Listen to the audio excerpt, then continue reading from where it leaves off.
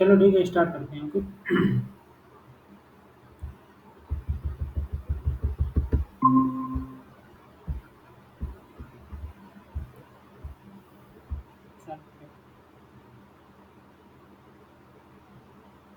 तो रिलायबिलिटी के बारे में तुम लोग क्या जानते हो? मेरी वॉइस तो आ रही है ना क्लियर? क्या होता है रिलायबिलिटी?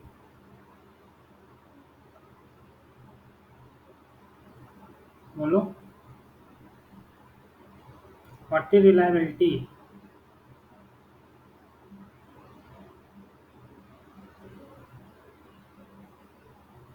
बताओ भाई। मेरी वॉइस आ रही है ना प्रॉपर? हेलो। तो ये तो हाँ बताओ सर, ना। सोमानी। तो फिर बताओ what is reliability?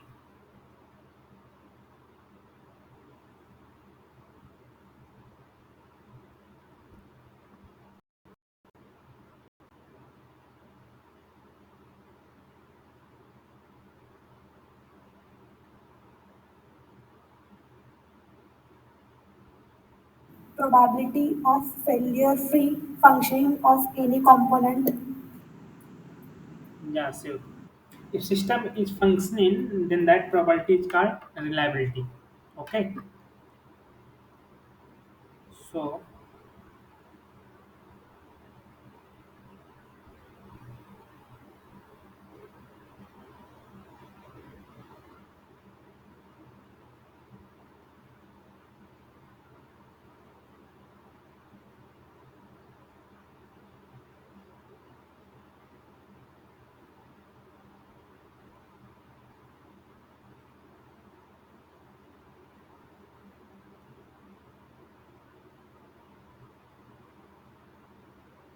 okay, so what is reliability?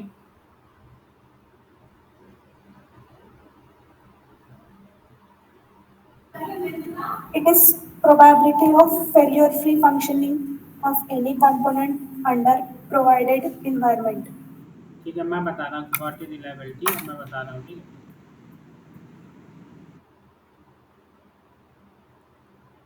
समझा लो reliability. Okay. So suppose phi of x is your structure function. This is your structure function. What is structure function? अभी बता रहा हूँ। ठीक है।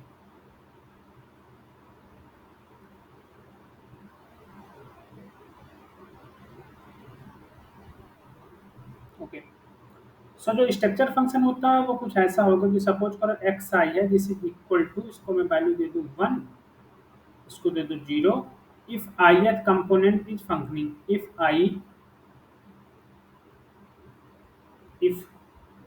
component I is functioning, component I is functioning,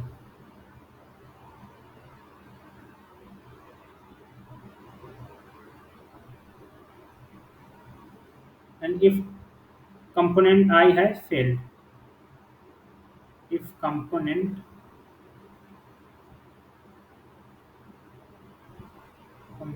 I is failed,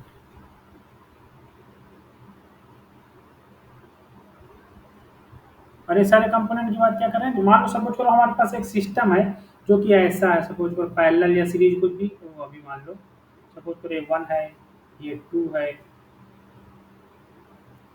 okay, so on. ऐसे यहाँ आई है, यहाँ कोई आई है, ये आई है, ये आई है, और सो ऑन ऐसे ये एन है। एन कंपोनेंट है तुम्हारे पास, मान लो कोई कुछ भी मान लो, पैरेलल या सीरीज अभी कुछ भी मान लो, पैरेलल ही ले लो। Sorry.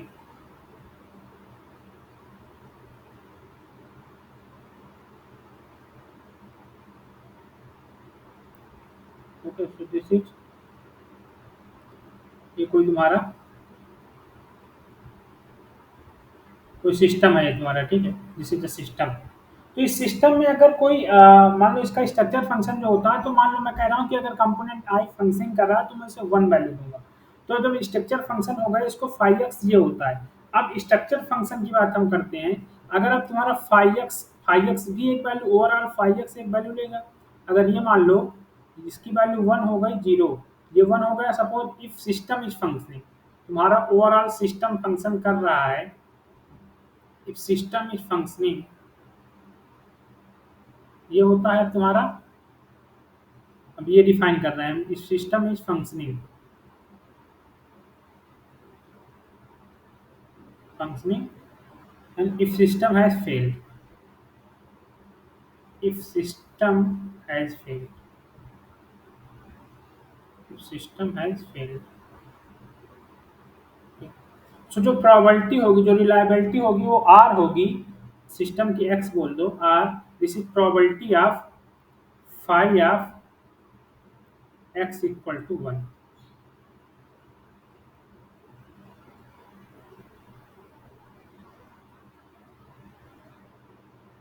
Phi of x equal, मतलब रिलायबिलिटी जो होती है वो होती है कि सिस्टम तुम्हारा फंक्शन कर रहा है, उसकी प्रोबेबिलिटी। सिंपल सा ये होता है, if system is functioning that probability is का रिलायबिलिटी, हम उसको बोलते हैं रिलायबिलिटी। तो रिलायबिलिटी में हम लोग सिस्टम फंक्शन करे इसकी प्रोबेबिलिटी फाइंड करते हैं।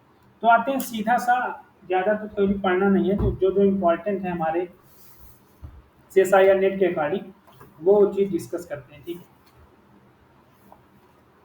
ओके।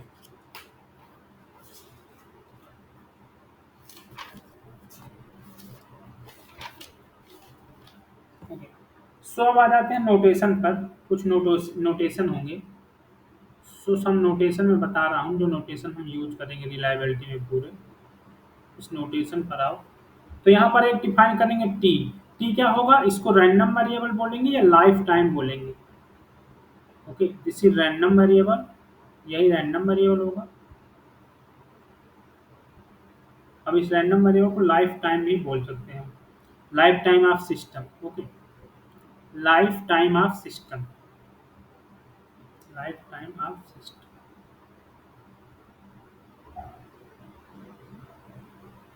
ठीक है, अब स्मॉल एफ ऑफ टी होगा, इसको हम पीडीएफ बोलेंगे, इसको PDF. Capital F of T होगा, इसको सीडीएफ बोलेंगे, जैसे हम लोग अभी तक पढ़ते आए हैं स्टैटिस्टिक्स में, ये सीडीएफ होता है। आरटी होगा, या आरटी को हम लोग अदरवाइज एसटी भी बोल सकते हैं, ये दोनों इक्वल होते हैं। इनको बोलेंगे रिलायबिलिटी और सर्वाइवल फंक्शन। रिलायबिलिटी, रिलायबिलिटी और survival function, survival function. Okay, फिर तुम्हारा लेमडा टी होगा, आर एच ऑफ टी, इसको लेमडा टी या एच ऑफ टी, इसको हम लोग बोलेंगे हजार रेट। अभी मैं सब एक एक टर्म डिफाइन करूंगा, हजार रेट। ओके, देन तुम्हारा एक होगा लेमडा, इसको हम बोलेंगे, sorry this is hazard function, this is hazard function, h t hazard function. Okay, and this lambda is hazard or failure rate, hazard or failure rate, failure rate. Okay, अब एक होगा तुम्हारा M T T F, mean time to failure, इसका मतलब होगा mean time to failure, mean time to failure.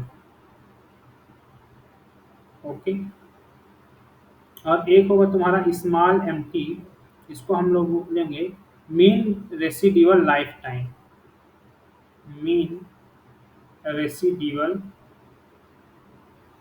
Residual life time, life time. Okay, right है। सो अब इसको हम डिफाइन करते हैं, या ये सारे नोटेशंस हैं, मतलब मैंने तुमको बता दिया, क्योंकि वो कंपटीशन में पढ़ाना अलग होता है और क्लास में थ्योरी जब डिस्कस की जाती है इस कॉलेज में, वहाँ अलग होता है। तो ये नोटेशन पहले सीख लिया। अब आते हैं यहाँ से हम रिलायबिलिटी से स्टार्ट करते हैं कि रिलायबिलिटी क्या होता है। रिलायबिलिटी हम कैसे फाइंड करेंगे? अब रिलायबिलिटी को ही हम लोग सर्वाइवल फंक्शन बोलते हैं। तो जो रिलायबिलिटी होती है वो होती है आरटी से, इसका नोटेशन होता है this is equal to probability of t greater some small t. Okay, and this is equal to 1 minus F of t. Okay, this is equal to 1 minus F of t, and इसको t से infinite small F T D t भी लिख। सो मुझे बताओ are infinite की value क्या होगी? बोलो। Is equal to 1 minus F of infinite. So f of infinite equal to 0, तो आर इनफाइनाइट की वैल्यू क्या होगी? 0 होगी या नहीं? बताओ, बोलो भाई, बोलो। Hello, yes sir, okay. बोल दिया करो विकास, अभी मैं बोर्ड पे नहीं हूँ, मैं अभी लैपटॉप पे ऑन किया हूँ। एक्चुअली में मैं अभी बोर्ड इतना वर्क कर नहीं पाता, जो हमारा वो था वो चला गया थोड़ा कहीं। तो मैंने लैपटॉप पर, तो मैं क्लास जब ले रहा होता हूँ तो बोल दिया करो विकास, मैं मुझे वो करना पड़ता है, फिर एक बार मीटिंग में आना पड़ता है। सो बोल दिया करो, ठीक है। अब मुझे बताओ, ये तो हो गया। एक आर टी एक प्रॉपर्टी है, तो इसकी वैल्यू क्या होगी? 0 से 1 के बीच लाई करेगी विकास, दिस इज प्रॉपर्टी। ये प्रॉपर्टी तो 0 से 1 के बीच ही तो इसकी वैल्यू लाई करेगी। अब 1 कब होगा? 1 वैल्यू कब होगी? आर माइनस इनफाइनाइट की वैल्यू क्या होगी? दिस इज इक्वल टू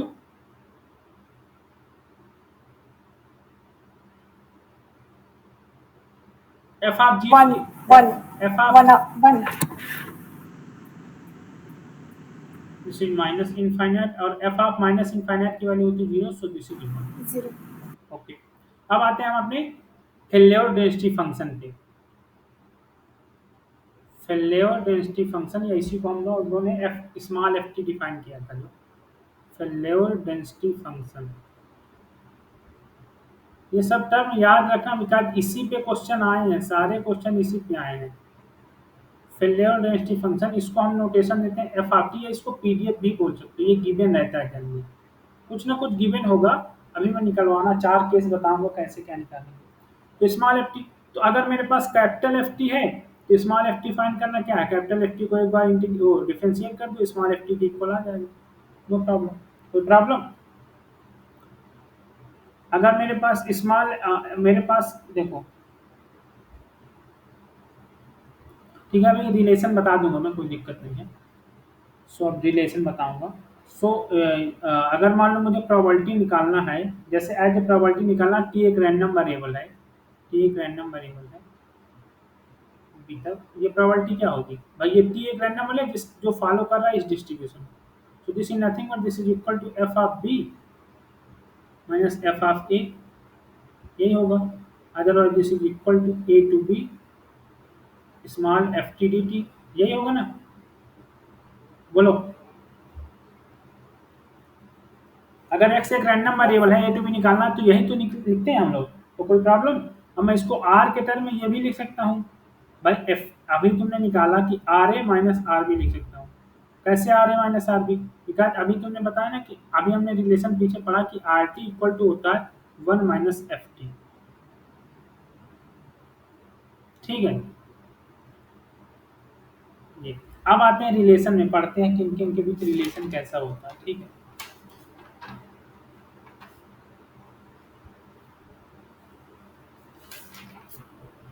एक चीज और पढ़ लो। जो स्मॉल एफ टी होता है, अगर मेरे पास आर टी गिवन है, तो स्मॉल एफ टी जो होगा this is minus D R dash T and D by T.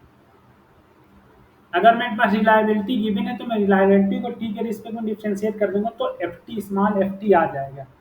ठीक है, कोई दिक्कत नहीं आता किसी को? बताओ, बोलो, यहाँ तक किसी को दिक्कत? No sir. ओके, अब देखो एक्सपेक्टेड लाइफ फाइंड करते हैं। एक्सपेक्टेशन मतलब जैसे हम लोग रैंडम वेरिएबल है, अगर टी मेरे पास एक रैंडम वेरिएबल है तो उसका एक्सपेक्टेशन फाइंड करता हूँ। तो टी यहाँ लाइफ टाइम है तो एक्सपेक्टेड लाइफ बोल देते हैं उस रैंडम वेरिएबल का एक्सपेक्टेशन। तो एक्सपेक्टेशन ऑफ टी फाइंड करना है।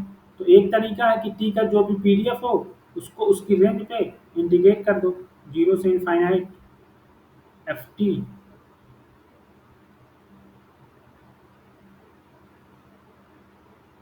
T F T D T. और एक तरीका है कि अगर रिलायबिलिटी पता है तो भाई 0 से इनफाइनाइट 1 - ft होता है तुम्हारा एक फार्मूला होता है, अगर तुम लोग पढ़े हो एक्सपेक्टेशन का। भाई अगर x को डिस्ट्रीब्यूशन को फॉलो कर रहा है तो expectation of x in terms of distribution क्या होता है, this equal to 0 to infinite 1 - fx dx, यही होता है ना। बोलो, ये पढ़े हो ना। Yes, sir. So this is equal to 1 - ft rt के इक्वल होता है। So this is equal to rt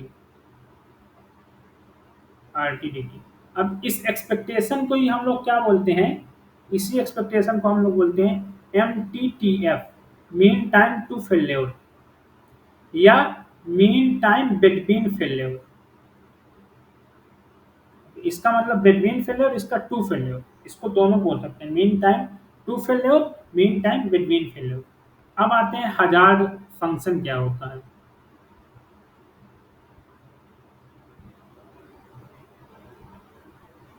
hazard function, सो जो हजार्ड फंक्शन होता है उसको हम नोटेशन देते हैं एच ऑफ टी से, and this is equal to f t upon R t. ये इसका फार्मूला होता है, ठीक है। हजार्ड फंक्शन का ये फार्मूला होता है सिंपल, ठीक। अब आते हैं रिलेशन पे। अब मेरे पास 4 केस बनेंगे। सपोज करो कि पहला केस है, क्वेश्चन यहीं से CSIR पूछता है। पहला केस सपोज करो तुम्हारा है कि तुम्हारे पास, एज्यूम करो क्वेश्चन पे तुम्हारे पास ft गिवन है। Assume small of ft is given. अभी मैं इन चारों में क्वेश्चन भी कराऊंगा। स्मॉल ऑफ ft गिवन है, ओके। सो अगर तुम्हें स्मॉल ft गिवन है तो कैपिटल ft निकालने में तो कोई प्रॉब्लम आएगी नहीं। भाई अब ये 4 चीज मुझे फाइंड करो, capital ft, r of t and h of t। ये चारों चीज कैसे फाइंड करोगे।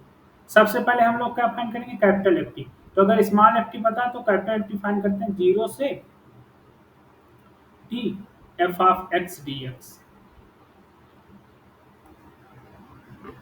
f of x dx। कोई प्रॉब्लम। अगर अब तुम्हारे पास RT आ गया, FT आ गया, तो RT इक्वल टू 1 - FT आ गया। अगर अब तुम्हारे पास RT आ गया, अगर RT आ गया तो HT आने आता है कि HT होता है तुम्हारा FT अपॉन RT। तो ये तो फाइंड कर लोगे ना, अगर FT पता है तो ये फाइंड कर लो। केस 1 तो पता चल गया। अब आते हैं केस 2 पे। केस 2 ऐसा हो, मान लो कि तुम्हारे पास 4 चीजें हैं। तो इस बार सपोज करो, एज्यूम करो कि तुम्हारा कैपिटल FT गिवन है। Assume capital FT is given.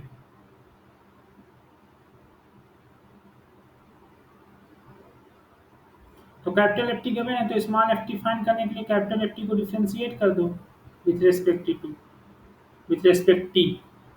Capital FT को डिफरेंशिएट कर दोगे तो आ जाएगा, ठीक है। और अगर स्मॉल FT आ गया, RT तो निकल ही जाएगा क्योंकि कैपिटल FT गिवन है, तो RT होता है तुम्हारा 1 - f ऑफ टी।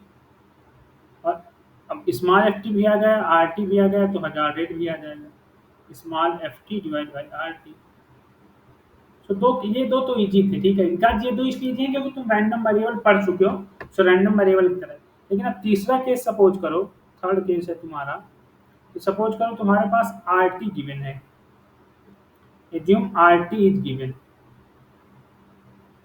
ये भी केस इजी ही है एक तरह से। एज्यूम करो RT गिवन है।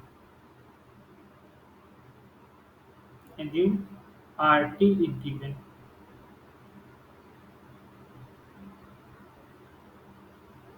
अब तुम्हारे पास दो कंडीशन है, या तो तुम कैपिटल FT निकाल लो। भाई कैपिटल FT क्या आ जाएगा, this is equal to 1 - RT। और कैपिटल एफ टी फाइंड करो, फिर स्मॉल एफ टी फाइंड कर लो, या तो डायरेक्ट तुम स्मॉल एफ टी फाइंड कर सकते हो, आर टी को डिफ्रेंशिएट कर दो और माइनस से मल्टीप्लाई कर दो, तो ये तुम्हारा स्मॉल एफ टी आ जाएगा। स्मॉल एफ टी मतलब पीडीएफ, और जब पीडीएफ आ जाए तो 1000 रेट आ जाएगा। 1000 रेट क्या आ जाएगा? F t upon R T. Okay, ये आ जाएगा। अब केस 4 जो कि सबसे इम्पोर्टेंट है, यही इम्पोर्टेंट है। केस 4 वो अक्सर क्वेश्चन में देगा, ये इम्पोर्टेंट है, ठीक है। वो क्वेश्चन में अक्सर तुम्हें 1000 रेट ही दे देगा। एज्यूम करो तुम्हारा एच टी गिवन है, assume H T is given, H T is given.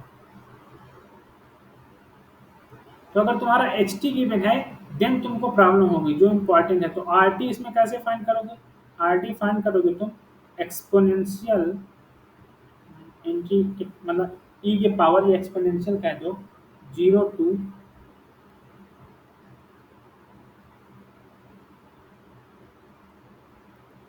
Exponential integration 0 to t h of x d f, ऐसे आर टी फाइंड करोगे ये। ओके, देन इसके बाद क्या?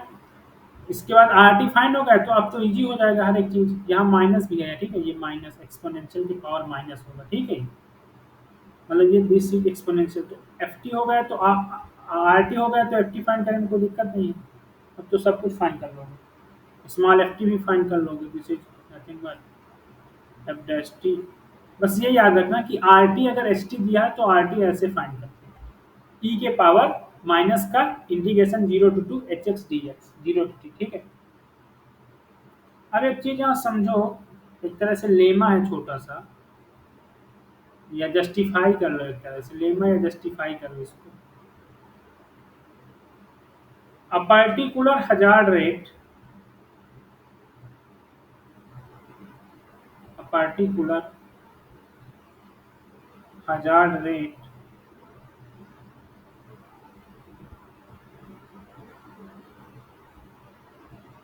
Hazard rate function,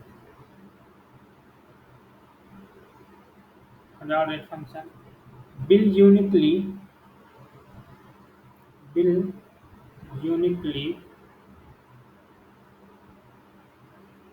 define a reliability function या determine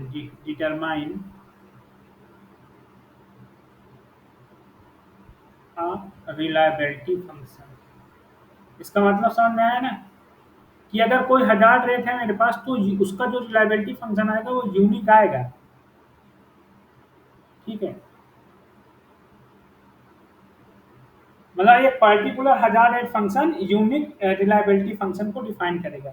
और यहाँ से एक रिलेशन और आता है, समझ, यहाँ से एक रिलेशन आता है कि एफ टी तुम्हारा जो होगा this is equal to h of t into R of t. ये रिलेशन बहुत इंपॉर्टेंट रिलेशन है, ये f of t equal to h t into R of t, ये रिलेशन बहुत इंपॉर्टेंट रिलेशन है।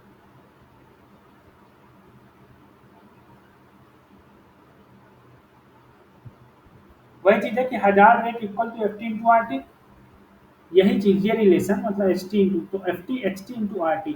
और याद रखें आर टी हमेशा एक्सपोनेंट टर्म में होगा, सो अभी क्वेश्चन करा रहे हैं, ठीक है। अब एक एक डिफाइन होता है तुम्हारा cumulative hazard function,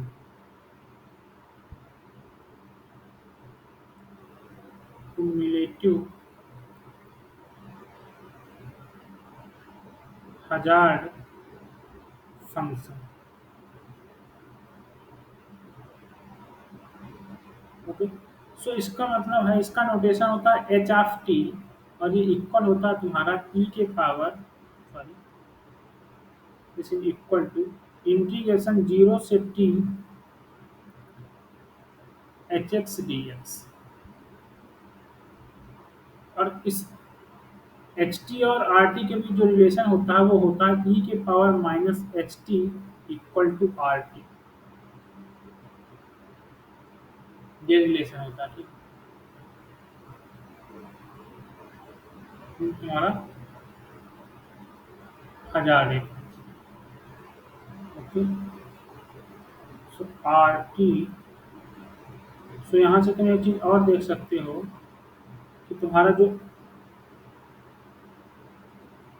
h t होगा this is equal to minus log R t. कोई प्रॉब्लम किसी को?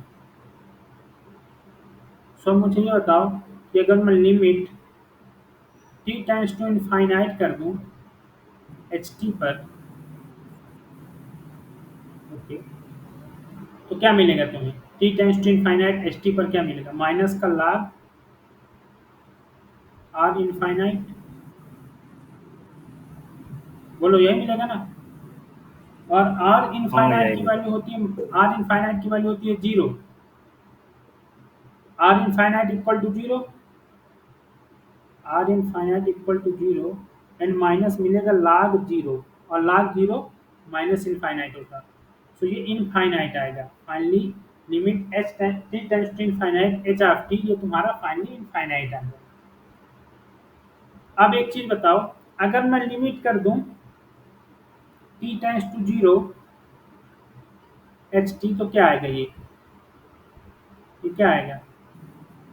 ये जीरो ही आएगा, बिकॉज हाँ ये अगर यहाँ जीरो तो ही आएगा। क्या हुआ, कुछ नहीं सर। मतलब एच ऑफ जीरो अगर तुम यहाँ फाइंड करना चाहो एच ऑफ जीरो, तो दिस इज जीरो, जीरो से जीरो जाएगा इंटीग्रेशन, तो ये तो जीरो ही देगा ना, बोलो। जी जी जी। So this is H of T at zero, या एच जीरो भी बोल दो, H zero equal to zero. देखो, लेकिन एच टी तुम्हारा जो होता है ये होता है आइदर नॉन डिक्रीजिंग हो सकता है, आइदर नॉन इंक्रीजिंग हो सकता है, आइदर ये कांस्टेंट हो सकता है, ये कुछ भी हो सकता है फंक्शन। ये तुम्हारा नॉन डिक्रीजिंग भी हो सकता है,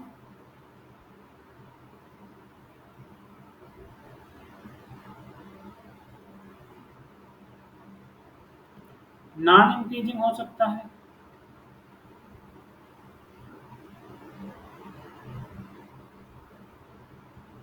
एंड कांस्टेंट भी हो सकता है। इसका तीनों केस वर्क है, ठीक है। तो ये तुम्हारा हो गया क्या, हजार रेट तक, मतलब हजार रेट के बारे में हो गया, रिलायबिलिटी के बारे में हो गया। मेरे पास पीडीएफ गिवन है, तो मैं रिलायबिलिटी कैसे फाइंड करूंगा, हजार रेट कैसे फाइंड करूंगा, ये सब फाइंड करूंगा। तो अब इसमें कुछ क्वेश्चन कर लेते हैं। सो सीएसआईआर नेट में आया था क्वेश्चन,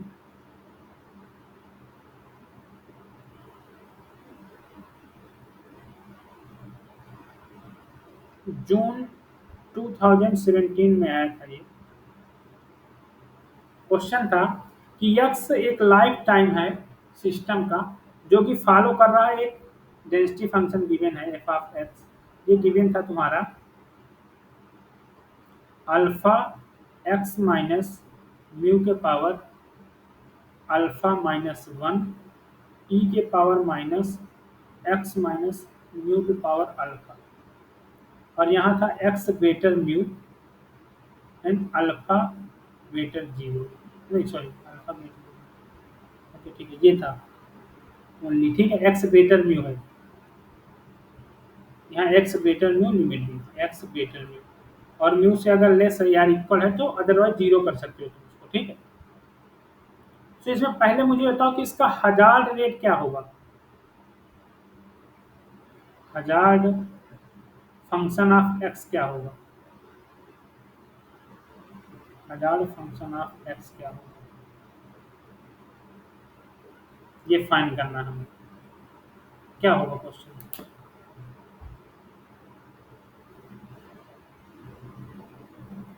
अब इसके एफ एक्स को लिखो। एफ एक्स क्या है तुम्हारा, f x equal to alpha x minus mu के power alpha minus one, e के power minus x minus mu के पावर अल्फा। मैंने अभी बताया कि जो रिलायबिलिटी होती है वो ई के पावर टाइप एक्सपोनेंट होता है। तो इस एफ एक्स को मैं ऐसे अगर लिख दूँ एच ऑफ एक्स, और इसको मैं बोल दूँ कि ये रिलायबिलिटी है, तो H of x into R of x हो जाएगा कि नहीं, बोलो भाई। एच ऑफ एक्स ये हो गया और आर ऑफ एक्स ये हो गया, तो यहाँ से हजार रेट फंक्शन तो पता चल गया ना। एच ऑफ एक्स तुम्हारा क्या होगा, देखो ये मैं तुम्हें बता रहा हूँ एक वे कि ऐसे ऐसे सोचो कि एफ एक्स को हम h x into R x के टर्म में लिख देंगे और आर एक्स हमेशा एक्सपोनेंशियल होता है, so this is exponential and this is H of x. देखो अदरवाइज इससे तुम फाइंड भी कर सकते हो। अब तुम्हारे पास कौन सा केस बना, पहला ही केस बन गया कि हमारे पास अगर एफ एक्स गिवन है तो हम कैसे फाइंड करेंगे अदर चीजें, एच ऑफ एक्स कैसे फाइंड करेंगे। तो एच ऑफ एक्स फाइंड करने के लिए तुमको पहले आर ऑफ एक्स फाइंड करना पड़ेगा। आर ऑफ एक्स फाइंड करने के लिए तुमको क्या फाइंड करना पड़ेगा, F of x.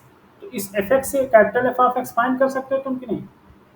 So capital of X क्या होगा, this is nothing but this is 0 to x या म्यू टू एक्स कहो, बिकॉज यहाँ म्यू है लोअर लिमिट, यहाँ पर एक्स ग्रेटर म्यू है, so mu to X alpha, और यहाँ टी कर लो एक्स की जगह, टी माइनस म्यू, या वाई कर लो, Y minus mu alpha minus one and E के पावर माइनस का Y minus mu D R Y. Okay सो तुम पुट कर दो वाई माइनस म्यू को, let y minus mu equal to डब्ल्यू, ये यू। जब ये पुट करोगे तो ये आ जाएगा 0 से वाई प्लस म्यू, नहीं ये हो जाएगा तुम्हारा you x minus mu. Okay 0 से एक्स माइनस म्यू अल्फा, और यहाँ पर क्या आ जाएगा यू के power alpha minus one e के पावर माइनस यू के पावर अल्फा डी आर, यही होगा ना। सो इसका अगर इसको मैं टी मान लूँ या फिर डब्ल्यू मान लूँ तो इसका डेरिवेटिव ही है ये, तो ये इंटीग्रेशन जस्ट क्या हो जाएगा, this integration is equal to क्या आएगा ये फाइनल ई के पावर माइनस का यू के पावर अल्फा, और ये लिमिट 0 से एक्स माइनस यू म्यू, और यहाँ माइनस साइन, यही आएगा ना बोलो। सो ये फाइनली जब वैल्यू पुट करोगे तो ये आ जाएगा 1 माइनस ई के power minus x minus mu के पावर अल्फा। बोलो यही आएगा कि नहीं, बताओ।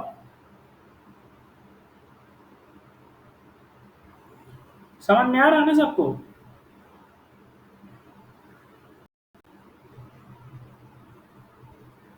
हाँ सर। ओके सो ये 1 माइनस ई के power minus x minus mu के पावर अल्फा हो गया, तो एफ एक्स तुम्हारा कितना आ गया, F x equal to 1 minus E के power minus x minus mu के power alpha. So R X क्या हो जाएगा, ये होता है 1 माइनस एफ एक्स, तो 1 से 1 कैंसिल हो जाएगा, ये आ जाएगा 1 माइनस 1 प्लस ई के power minus x minus mu के पावर अल्फा। तो ये 1 और 1 कैंसिल, ये आ गया फाइनली तुम्हारा ई के पावर एक्स माइनस म्यू के पावर अल्फा। फिर तुम्हारा आर एक्स या आर टी कह दो, आर टी क्या हो जाएगा एक तरह से एक्स या टी रखो, टी माइनस म्यू के पावर अल्फा। ओके सो यहाँ टी क्या है, यहाँ रैंडम वेरिएबल ही एक्स है, तो टी क्या लिखने की जरूरत है। तो अब तुम हजार रेट निकालोगे जब एक्स का, तो इसको एच ऑफ एक्स लिखोगे, this is hazard rate, this is equal to F of x divide by R of x, यही होगा ना। और एफ ऑफ एक्स की वैल्यू कितनी है, अल्फा एक्स माइनस म्यू के power alpha minus one divide by, यहाँ मल्टीप्लाई में भी है ई के power minus x minus mu के power alpha divide by e के power minus x minus mu के पावर अल्फा। सो जी और ये कैंसिल आउट हो जाएंगे, तो फाइनली क्या आ जाएगा, अल्फा एक्स माइनस म्यू के पावर अल्फा माइनस, हजार रेट यही आया। मैंने क्वेश्चन देखते ही पहले बता दिया था कि ये तुम्हारा हजार वो हो जाएगा रिलायबिलिटी, और ये हजार रेट हो जाएगा। तुम साल किए तो भी वही आया, नहीं साल किए तो भी वही आया। इसका मतलब जो मैंने पीछे बताया था कि योर आर एक्स यूनिक, मतलब योर हजार rate uniquely determine reliability function, तो ये सही है। मतलब तुम्हारा जो एक हजार रेट जो होगा वो एक रिलायबिलिटी को यूनिक डिफाइन करता है। मतलब अगर ये आर एक्स, इसका ये आर एक्स है, तो इसका जो एच एक्स होगा वो यही होगा, इसके अलावा कोई एच एक्स इसका पॉसिबल है नहीं।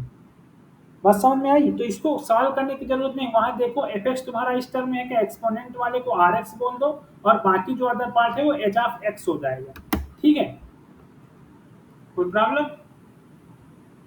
वहां तक किसी को कोई दिक्कत हो तो पूछो। अब देखो क्वेश्चन में पूछता क्या है वो, 1000 रेट तो आ गया, 1000 रेट तुमने फाइंड कर लिया, ये आ गया तुम्हारा। अब वो पूछता है एच ऑफ एक्स तुम्हारा क्या आ गया फाइनली, एच ऑफ एक्स आ गया तुम्हारा अल्फा एक्स माइनस म्यू के पावर अल्फा माइनस 1। अब इसको जो वो पूछेगा, this is an increasing function and increasing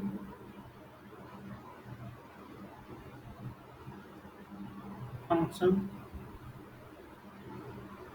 for all alpha. फिर this is an increasing function, यही चीज फॉर सम अल्फा बोल देगा वो, फॉर सम अल्फा। फिर बोलेगा if alpha equal to 1 then hx is constant, then h of x is a constant function, is a constant function, ये option देगा वो, ठीक है, constant function। hx is a decreasing function, a decreasing function for some alpha, decreasing function for some alpha. मतलब ये चार option ऐसे देगा, ऐसे ही लिखा होगा, एग्जैक्ट ऐसे ही लिखा होगा।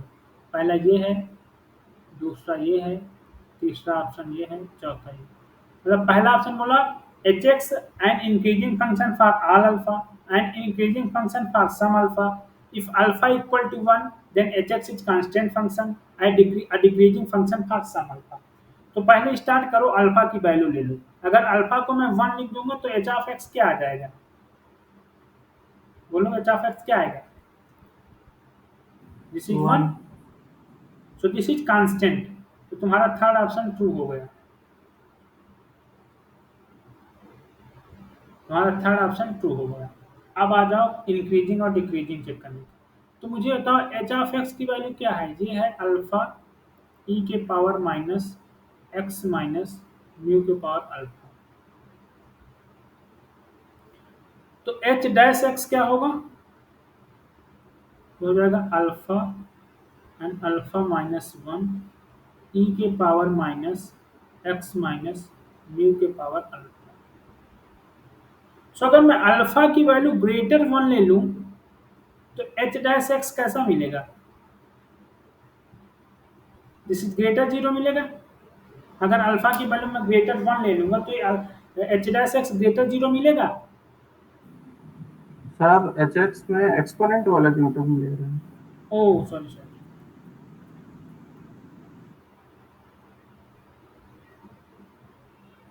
एक्सपोनेंट लिए हैं तब भी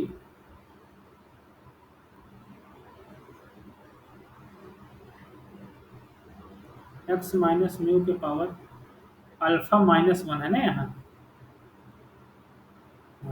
Yes, तो sir. हाँ, इसका वो क्या होगा, एक्स माइनस म्यू के पावर अल्फा माइनस 2। तो अगर मैं अल्फा की वैल्यू ग्रेटर 1 ले लूँ तो एच डैश एक्स, भाई इंक्रीजिंग डिक्रीजिंग चेक करने के लिए हम लोग डिफ्रेंशिएट ही तो करते हैं। तो पहले मैंने डिफ्रेंशिएट किया, अब भाई अल्फा की वैल्यू अगर ग्रेटर 1 ले लूँ तो ये फंक्शन एच डैश एक्स कैसा होगा, ग्रेटर 0 होगा, बोलो। अल्फा की वैल्यू अगर मैं ग्रेटर 1 कर दूंगा तो भाई ये 1 से बड़ी, 1 से बड़ी, तो पूरी वैल्यू, क्योंकि एक्स बड़ा है म्यू से तो ये भी पॉजिटिव वैल्यू देगा, ये भी पॉजिटिव, ये भी, तो ये पूरा ओवरऑल पॉजिटिव ही तो होगा, ग्रेटर 0 ही होगा ना, बोलो। Yes, sir. तो इससे क्या पता चला, your h of x is increasing function.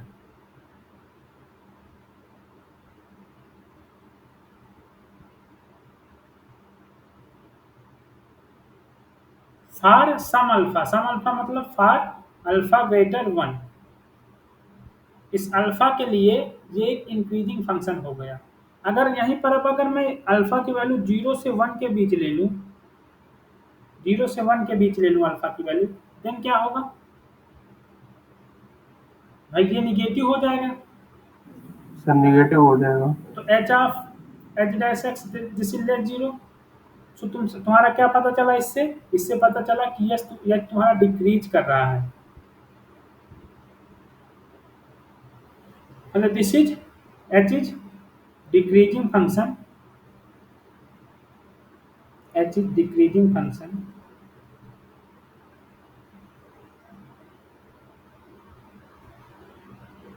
For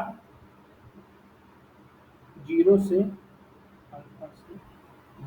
okay, सो मुझे ये बताओ, अब मैं एक कर्व बताता हूँ, बाथ टब कर्व। एक होता है तुम्हारा बाथ टब कर्व। तो तुम्हारा ये यहाँ से देखो, ये एक्चुअली में 1000 और टी के बीच कर्व होता है।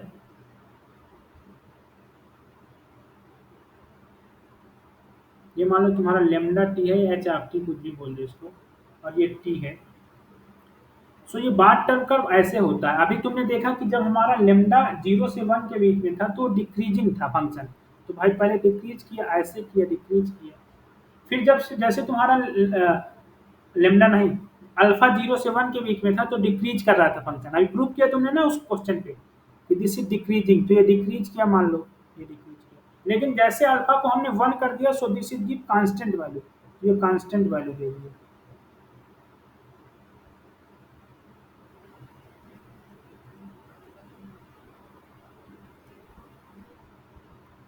ये कांस्टेंट वैल्यू दे दिया, ठीक है। इसमें क्या किया, कांस्टेंट वैल्यू दे दिया, ये कांस्टेंट वैल्यू दे दिया। अब जैसे तुमने अल्फा को ग्रेटर 1 किया, सो फिर ये इंक्रीज कर गया। सो ये कर्व जो तुम्हें दिख रहा है, थोड़ा सा कर्व अच्छा नहीं बना। सो जो कर्व दिख रहा है, ये कर्व जो दिख रहा है, ये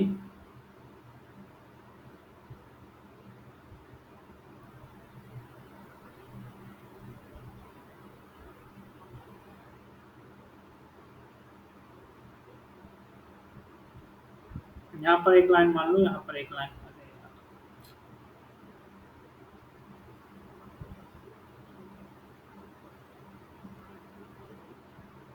एक लाइन यहाँ मान लो।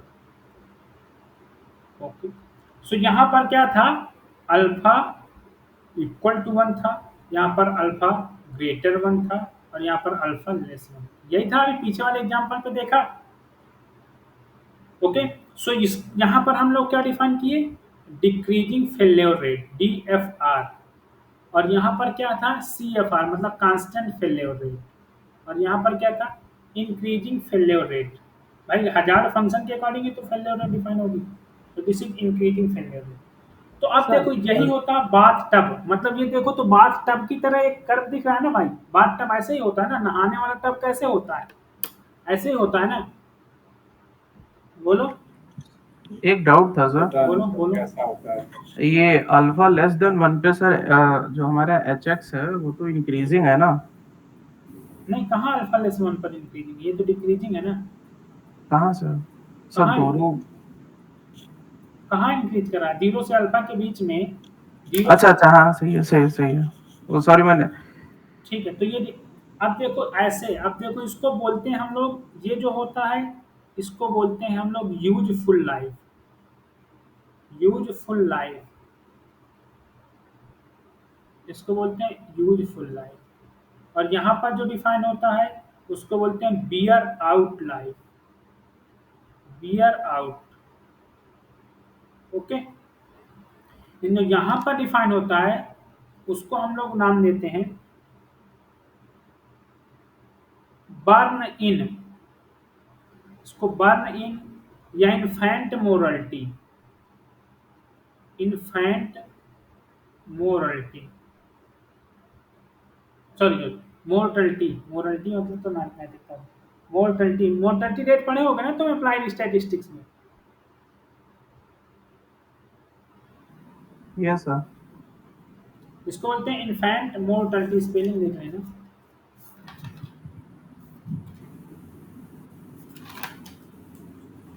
ठीक है, इसको बोलते हैं इन्फेंट मोर्टलिटी। ओके, मतलब एक तरह से ये अर्ली लाइफ भी है, इसको हम अर्ली लाइफ भी बोल सकते हैं कि अर्ली लाइफ। इन्फेंट मतलब नवजात शिशु होता है ना, इन्फेंट मतलब छोटा बच्चा होता है ना, नवजात शिशु। हाँ, बच्चों का पर 100,000 पर कितना डेथ हो रहा है एक साल के अंदर। हाँ, उसको बोलते हैं इन्फेंट। तो ये होता है अर्ली फेल्योर, मतलब बहुत पहले ही फेल्योर हो गया। इसको बोलते हैं हम लोग रैंडम फेल्योर्स। ये होते हैं जो ये होते हैं रैंडम फेल्योर्स, मतलब रैंडम फेल्योर यहाँ पर फेल नहीं होते, लेकिन फेल्योर यहाँ पर कब अकर होता है, जब रैंडम फिनोमेना हो जाए, मतलब नेचर में कुछ चेंज आ जाए। कि मान लो कि जैसे रैंडम चीजें, इरेगुलर चीजें हो जाती है ना, जैसे मान लो कि चक्रवात आ गया और ये इरेगुलर है भाई, ये तो प्रकृति का है, कभी भी आ सकता है, तो इसको हम लोग रैंडम फेल्योर बोलते हैं। और उसको बोलते हैं बियर आउट फेल्योर, मतलब हम इसको सह सकते हैं, बियर आउट ना।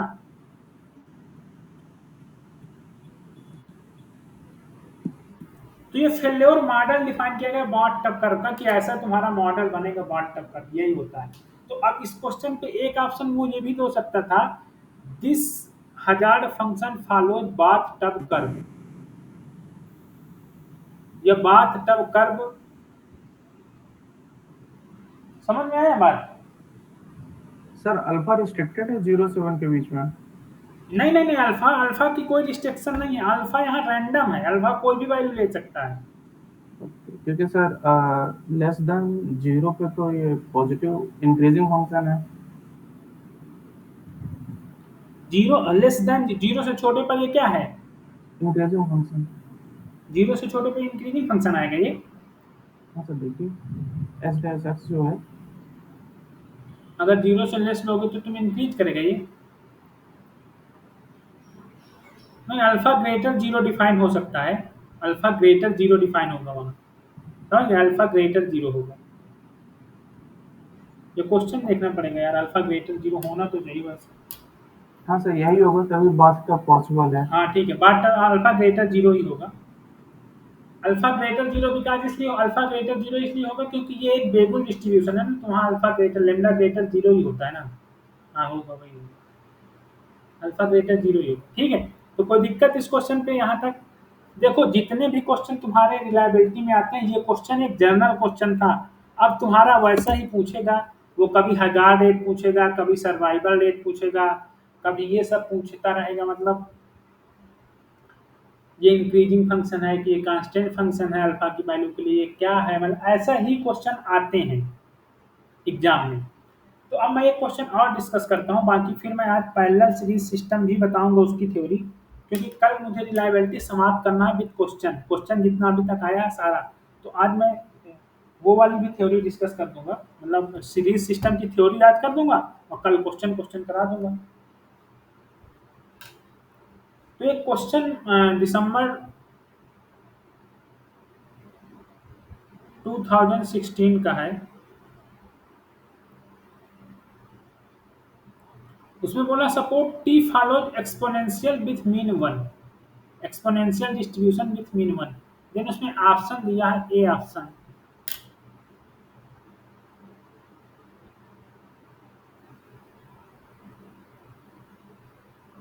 ए ऑप्शन में तुम्हारा गिवन है, एक मिनट में क्वेश्चन देखता हूँ, अगर होगा तो फोटो से।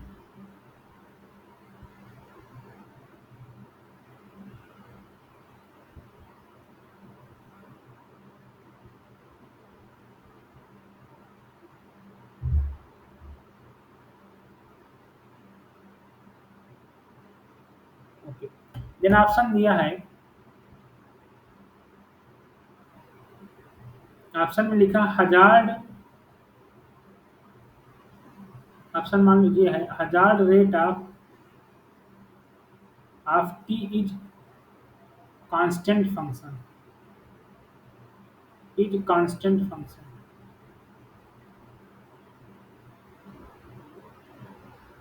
ऑप्शन मान लो बी है तुम्हारा, सिग्नल यही हजार रेट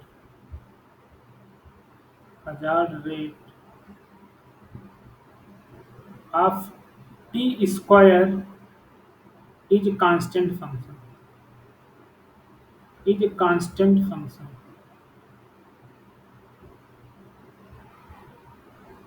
ऑप्शन सी है hazard rate of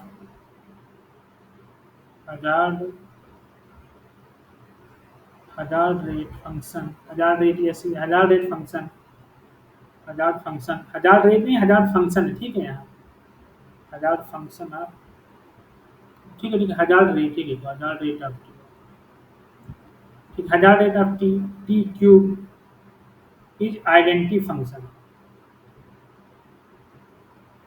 hazard identity function, identity function. C part है तुम्हारा, डी पार्ट है तुम्हारा कि वही hazard rate of under root two t है यहाँ पर, two t root under root two t is identity function. मतलब जिस जो अभी आपने पीछे फाइंड किया हजार्ड रेट फंक्शन वही यहाँ भी फाइंड करना है, लेकिन यहाँ पर तुम देख रहे होगे कि यहाँ पर थोड़ा क्वेश्चन में घुमाया है। पहले तो उसने बोला कि टी एक exponential mean with one follow कर रहा है, रैंडम वेरिएबल लाइफ टाइम है सिस्टम का। उसने बोला कि टी का हजार्ड रेट कांस्टेंट होगा टी स्क्वायर का, टी क्यूब का, रूट टी का। तो अब मुझे बताओ पहले तो आइडेंटिटी फंक्शन क्या होता है ये बताओ, आइडेंटिटी फंक्शन किसे बोलते हैं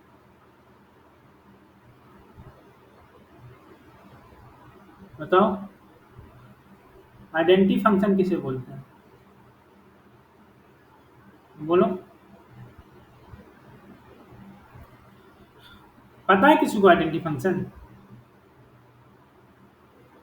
अगर तुम्हारा F of x equal to X आ जाए इसको बोलते हैं आइडेंटिटी फंक्शन,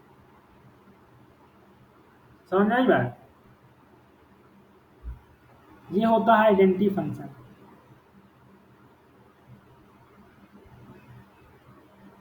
सो मुझे ये बताओ कि हजार्ड रेट ऑफ टी तो तुम लोग फाइंड कर लोगे,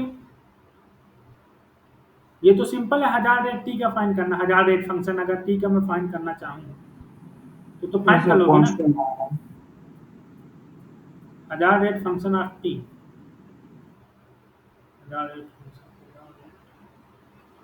ये तो कांस्टेंट ही आएगा बिकॉज यहाँ से एफ टी जो होगा वो होगा तुम्हारा ई के पावर माइनस टी। सो ये आर टी हो गया, मान लो अगर ये आर टी हो गया तो यहाँ एच टी जो दिख रहा है तुम्हारा वो तो वन ही दिख रहा है मुझे। अगर जिसको वो हो दिक्कत हो कि एच टी वन नहीं हो सकता वो फाइंड करे, मेरे अकॉर्डिंग एच टी वन ही होगा। So this one is constant, तो पहला ऑप्शन तो ट्रू हो गया। यस सर, वन ही है। जिसको दिक्कत हो उसके पास एफ टी दिया है, फार्मूले हैं, अप्लाई करो फाइंड करो, ठीक है। नहीं दिक्कत है तो आगे बढ़ो। अब मुझे बताओ ठीक है तो तुमने फाइंड कर लिया, लेकिन अगर तुम्हें टी स्क्वायर का हजार्ड रेट फाइंड करना है, इसका हजार्ड रेट फंक्शन फाइंड करना है, तब क्या फाइंड कर कैसे फाइंड कर बोलो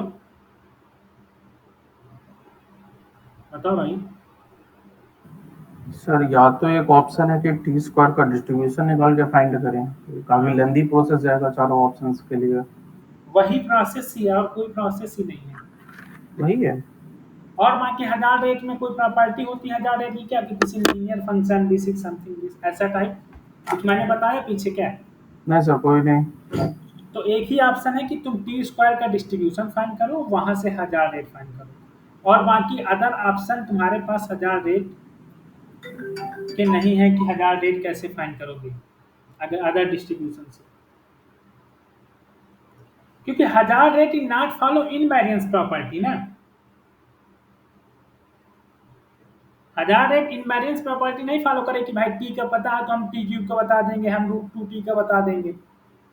बात समझ आई? Yes sir. अगर हमारे पास एमएलई है, अगर थीटा का एमएलई एक्स बार है तो थीटा स्क्वायर का हम बता देते हैं कि भाई इनवेरिएंस फॉलो करता है वो। हजार्ड रेट मैंने इनवेरिएंस प्रॉपर्टी तो हजार्ड रेट में बताया ना कि इनवेरिएंस फॉलो करता है। सो सिंपल सा कुछ नहीं करना है, सबसे पहले तुम फाइंड करो पीडीएफ ऑफ टी स्क्वायर। तो भाई अगर टी एक्सपोनेंशियल फॉलो करता है तो टी स्क्वायर का क्या होगा distribution PDF.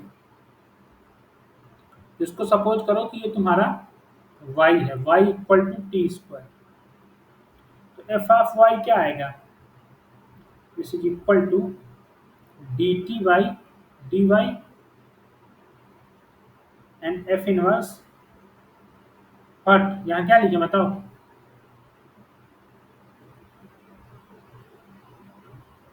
Y,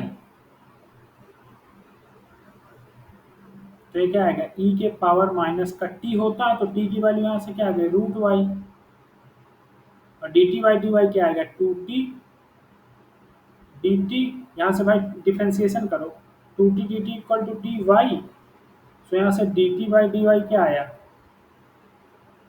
D T by d y आया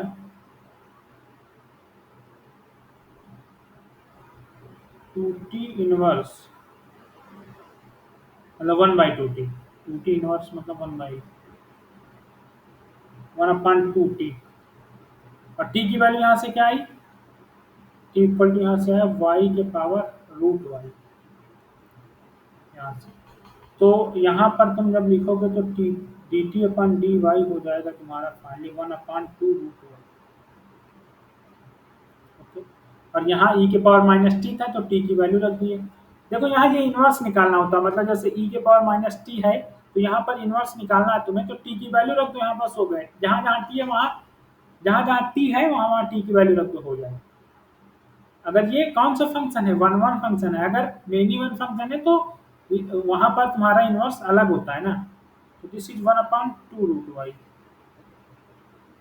यहाँ पर y ग्रेटर 0, तो ये तुम्हारा एफ ऑफ वाई हो गया, एक तरह से कह सकते हो एफ ऑफ टी स्क्वायर हो गया ना, this is F of T square. तो प्रॉब्लम किसी को, तो यहाँ से जो तुम्हारा वो आया, मतलब ये एफ ऑफ टी स्क्वायर है, यहाँ से मान लो ये तुम्हारा क्या है, ये तुम्हारा होगा 1000 रेट एच ऑफ वाई होगा, और ये तुम्हारा रिलायबिलिटी होगा। एक्सपोनेंट टर्म को हमेशा रिलायबिलिटी देना और इसको हमेशा 1000 रेट, जिसको डाउट है वो फाइंड करे, फाइंड करने का मतलब है एफ ऑफ वाई तुम्हारे पास गिवन है, केस 1 का हुआ इस क्वेश्चन, पहले इसका कैपिटल एफ फाइंड करो, C D F, then reliability से एच टी फाइंड करो, एफ और आर को डिवाइड करके, एच यही होता है ना तुम्हारा H equal to F by R, यही होता है ना, ये फार्मूला याद रखना है, H equal to F by are.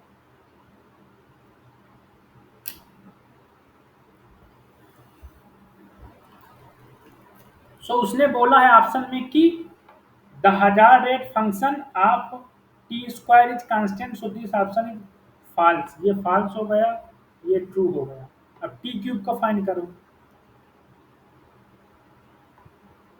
अब फाइंड करो PDF of t cube, PDF of t cube, इसको नाम दे दो z, z equal to t cube, अब टी तुम्हारा फॉलो करा टी फॉलो एक्सपोनेंशियल 1,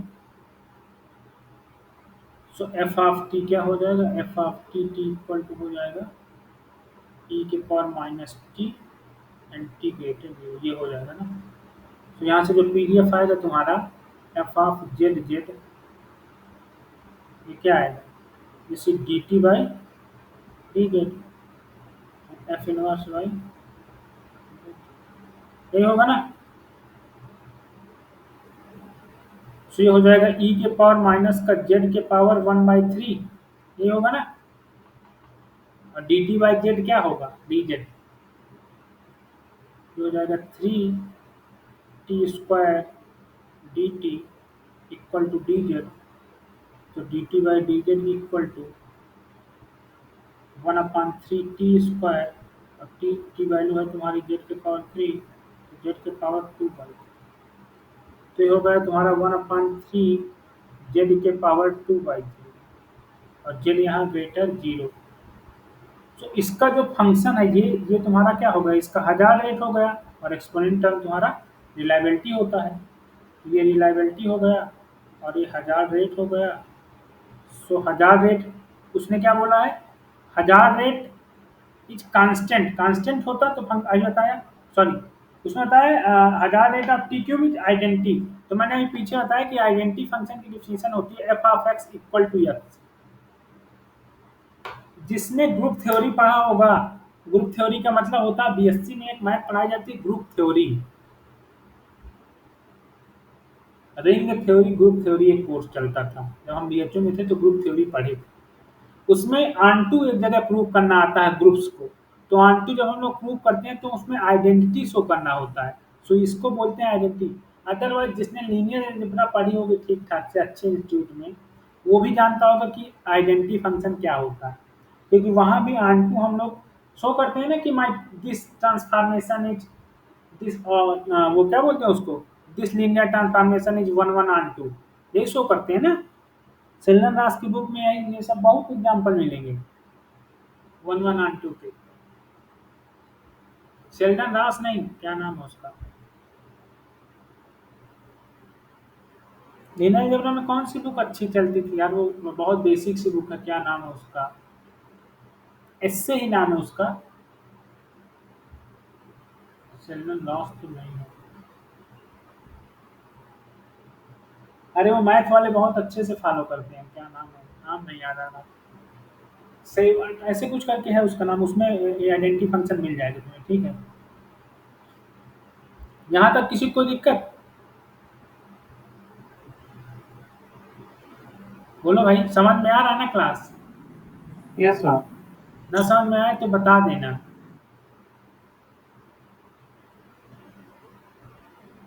ओके, सो यहाँ से तुम्हारा एच आया, वो आया 1/3 जेड के पावर 2/3, ये तुम्हारा दिस इज नॉट आइडेंटिटी। अब आते हैं हम फाइंड करते हैं PDF of PDF of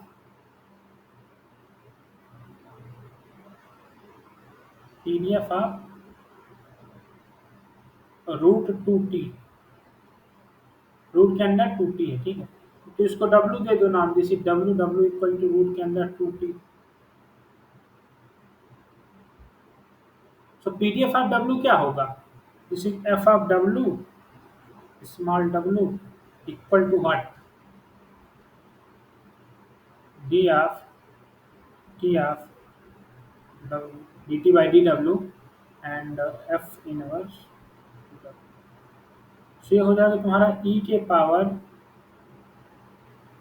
minus का w²/2 and dt by dw जो आएगा वो आएगा तुम्हारा w, w ही आएगा, कैलकुलेट कर लो तुम चाहे, यहाँ से हो जाएगा dw और यहाँ से हो जाएगा dw, नहीं यहाँ लिख दो तुम,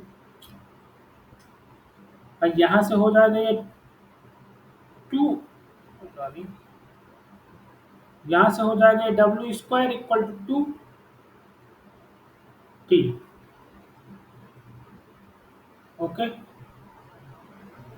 सो यहाँ से तुम्हारा 2w dw equal to 2dt, यहाँ से 2 से 2 कैंसिल, तो dt by dw क्या आया,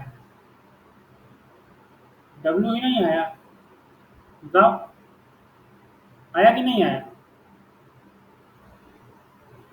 यहाँ यस सर।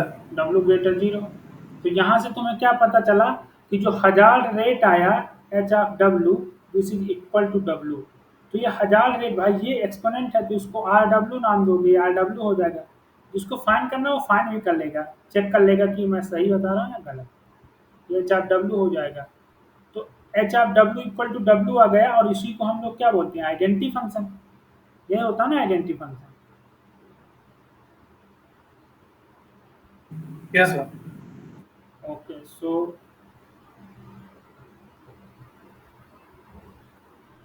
क्वेश्चन यहीं से इन हो गया, मतलब इसका फोर्थ ऑप्शन ट्रू है और फर्स्ट ऑप्शन, मतलब ये भी ट्रू हो गया, ये फॉल्स।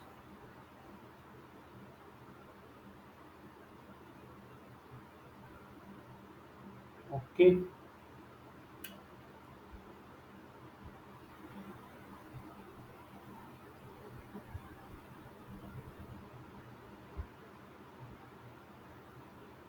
अच्छा, अब आते हैं हम अपने, सब चीज़ डिफाइन हो गई ना, मतलब एक मिनट मैं नोट देख लूँ थोड़ा, मैंने जो बताना था वो बता दिया ना।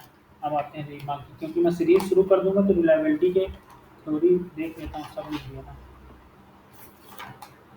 ओके,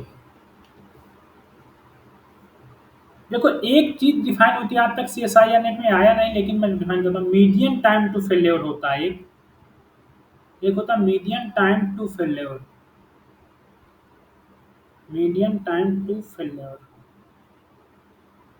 इसमें क्या होता है कि अगर हमें ये फाइंड करना है मीडियन टाइम टू फेल्योर, तो हम क्या करते हैं, मीन की जगह मीडियन को रिप्लेस कर दो। यानी कि हम यहाँ पर आर जो टी है वो उसकी मीडियन फाइंड करो, मतलब रिलायबिलिटी में मीडियन फाइंड कर लो 0.5, जिसका मतलब है प्रोबेबिलिटी ऑफ जो कैपिटल टी होता है this is greater t median equal to 0.5, तो ये मीडियन हो जाएगा। ठीक है, ओके, इसको मीडियन टाइम फेल्योर बोलते हैं। इसी तरह एक मॉड टाइम फेल्योर होता है, वहाँ मॉड हो जाता है। मॉड टाइम फेल्योर में क्या करोगे कि F of T mod, mod क्या होता है, मैक्सिमम ऑफ एफ टी, यही होता है ना।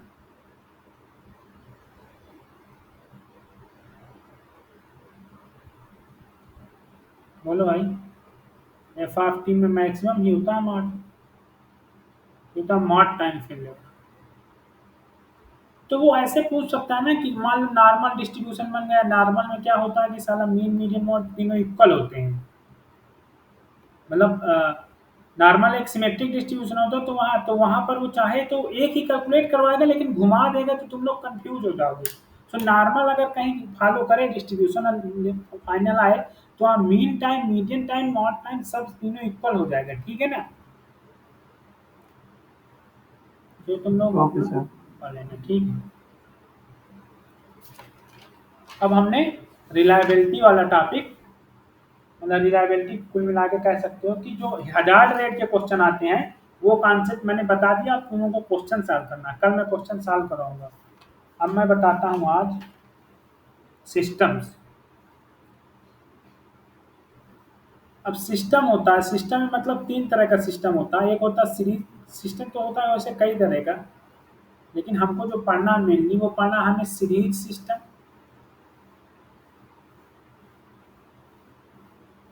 मतलब इसकी रिलायबिलिटी फाइंड करना सीरीज सिस्टम।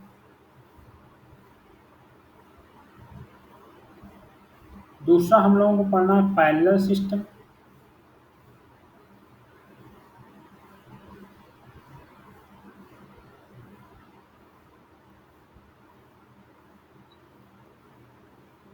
पैरेलल सिस्टम,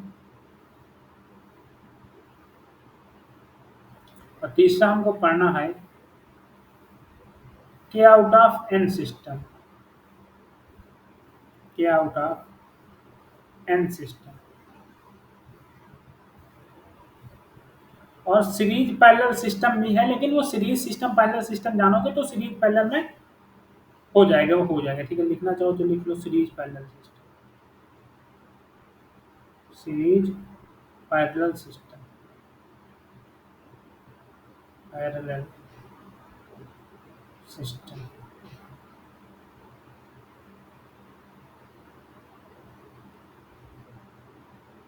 आते हैं सीरीज सिस्टम में। सीरीज सिस्टम क्या होता है, देखो सीरीज सिस्टम ऐसा होता है कि मान लो हमारा सिस्टम जो सीरीज में है, ये 1 है, इसके बाद ये 2 है, सो ऑन, ये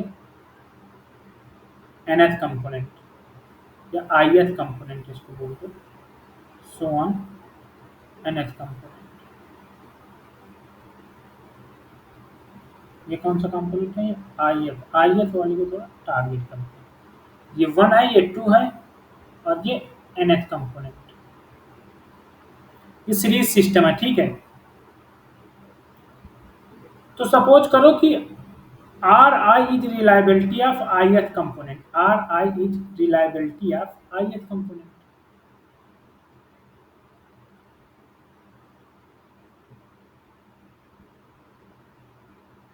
मिलती ऑफ ith मतलब ith जो कंपोनेंट है उसका reliability, ith component.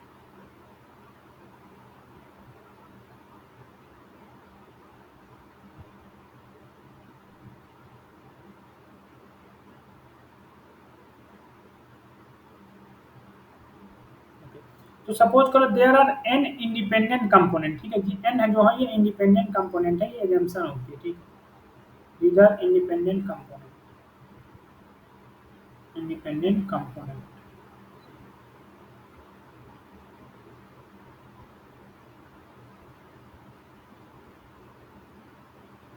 and let xi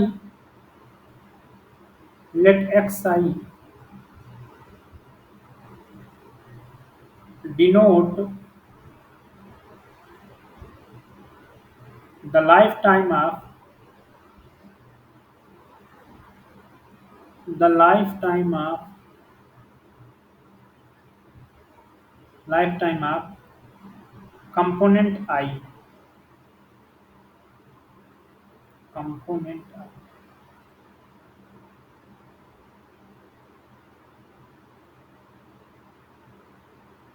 and capital X denote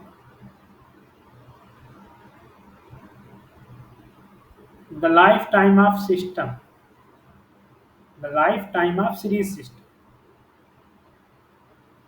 time of series system. हम सीरीज सिस्टम की बात करें तो सीरीज की ही बात कर रहे हैं, सीरीज सिस्टम। सो जो ये x होगा ये random variable, this x equal to minimum of x1 x2 so on xn, ये होगा, ठीक है, ना कि ये x equal to x1 plus x2 plus xn होगा। एक बार मैंने ऐसे ही CSIR के क्वेश्चन में प्रॉब्लम में गलती कर दिया था, तो वो क्वेश्चन का आंसर ही गलत आ रहा था, वो वीडियो भी बना होगा, देख लेना, क्योंकि उस वक्त मैंने ये भी बात नहीं बोला कि अभी रिलायबिलिटी लीव करो। ये x1 plus x2 plus xn नहीं होगा, ये रैंडम वेरिएबल जो होगा this is equal to minimum of x1 x2 xn होगा, ठीक है। ये बात समझने की है, क्योंकि इसमें एक क्वेश्चन आ चुका CSIR नेट में। तो यहाँ सम मत कर देना कि this is x1 plus x2 so this is x1, this is series so this is x1 plus x2। जो लाइफ टाइम आएगा ना x, जो पूरे होल सिस्टम का लाइफ टाइम आएगा, this random variable equal to minimum of x1 x2 xn होगा, ठीक है। ठीक है सर। सर मिनिमम का कॉन्सेप्ट बता सकते हैं, मतलब क्या एक्सप्लेन क्या कर रहा है ये? मिनिमम आर स्टैटिस्टिक्स हम लोग कब डिफाइन करते हैं? सीरीज सिस्टम क्या होता है? सीरीज सिस्टम में अगर एक सिस्टम फेल हो गए तो पूरा सीरीज सिस्टम फेल हो जाएगा, हो जाएगा या नहीं? Yes sir. और minimum Yes, sir. R statistic कब डिफाइन होती है? जब हमें लिमिट दी होती है एटलीस्ट इससे ऊपर तो चाहिए ही है, जो हमारा पीडीएफ वगैरह जब डिफाइन होता है,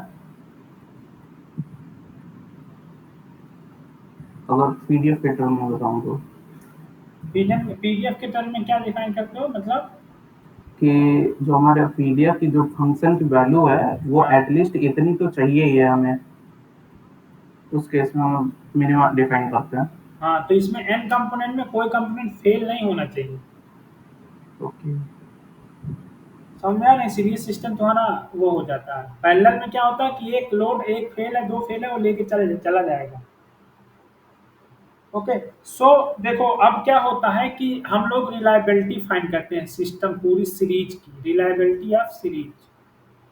तो ये होता है just equal to product of i equal to 1 to n r i t है, आर आई टी मतलब आर आई टी क्या है? ईच कंपोनेंट की वो है, और ये क्या है? ये सीरीज की रिलायबिलिटी है, this is denoted by series. इसको हम लोग लिखना चाहो तो लिख लो reliability of series system, reliability of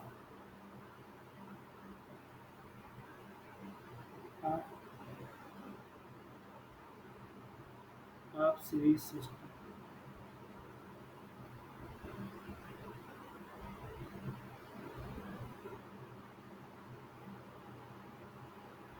और इससे बिगर होगा मिनिमम ऑफ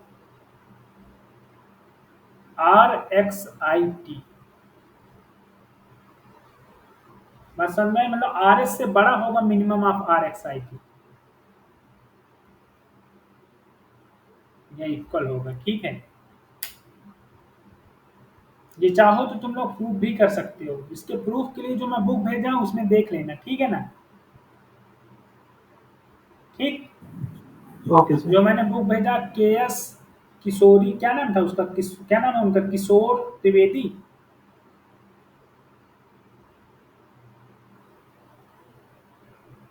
मैंने ग्रुप में एक रिलायबिलिटी का बुक भी भेजा है ना भाई,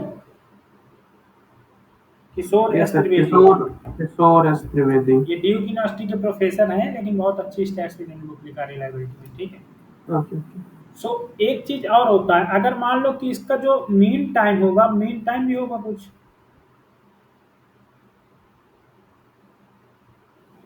मीन टाइम टू फेल्योर होता है ना, MTTF। पीछे अभी मैंने डिफाइन किया था MTTF, बताया था क्या होता है। This is equal yes to, sir, expectation को। तो एक्सपेक्टेशन ऑफ जो x होगा, इस ये भी बिगर होगा तुम्हारा मिनिमम ऑफ x साइज। ये तो तुम्हें समझ ही आ रहा होगा क्यों हो गई, क्योंकि अगर तुम्हें पता हो कि x एक ऐसा नंबर है जो कि मिनिमम है, तो ये तो ऑब्वियस सी चीज है कि होगा ही होगा। अगर x को सिंपल से तुम देखो, x अगर मिनिमम x1 कामा x2 है, तो ये तो सबको पता है कि expectation of minimum of x1 comma x2 इससे बिगर होगा minimum of expectation of x1 comma x2। ये होता है ना प्रॉपर्टी, बोलो। Yes sir. गुप्ता कपूर में प्रॉपर्टी लिखा है भाई, जिसको नहीं पता देख लेगा।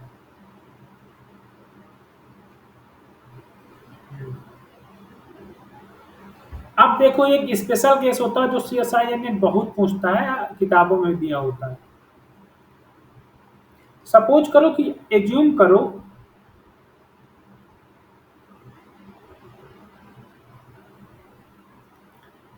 कि जो तुम्हारा XI है, assume XI follows exponential distribution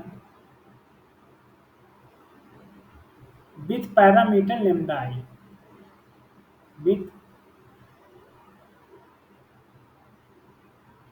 parameter lambda I। तो भाई इसका रिलायबिलिटी क्या हो जाएगा इस सीरीज सिस्टम की, ये क्या होती है, ये होती है product of I equal to 1 to n RXI। अगर XI तुम्हारा एक्सपोनेंशियल को फॉलो कर रहा है, तो इसका f ऑफ XI क्या होगा, this is equal to lambda I e के power minus lambda XI। Okay, तो इसका जो रिलायबिलिटी आएगा वो क्या आएगा, बताओ। RXI की वैल्यू क्या आएगी,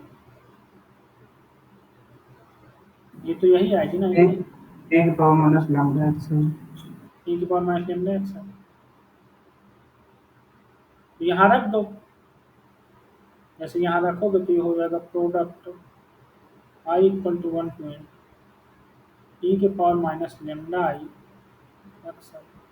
जब इसको तुम प्रोडक्ट है तो बार बार प्रोडक्ट कर दोगे, तो ये हो जाएगा e के पावर माइनस का summation lambda I XI।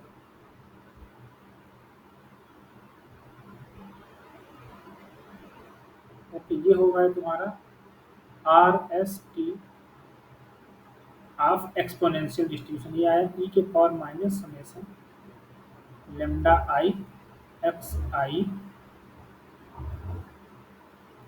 lambda I XI I equal to 1 to I equal to 1। अब इसका जो मीन टाइम होगा वो क्या होगा, मीन टाइम फेल्योर, इसको बोल दो एक्सपेक्टेशन ऑफ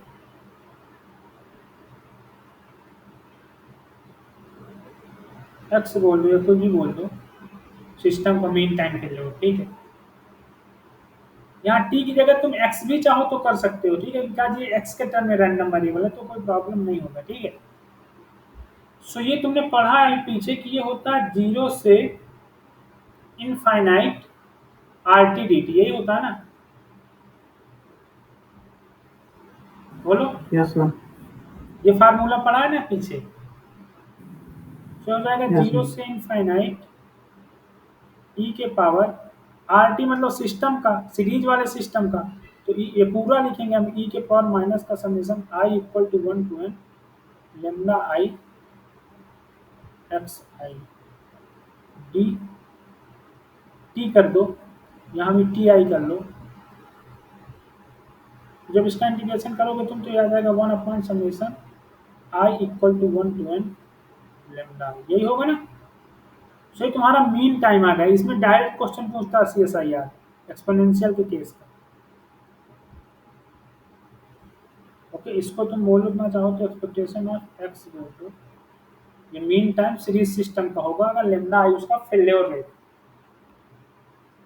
पैरामीटर, ठीक है। This is important.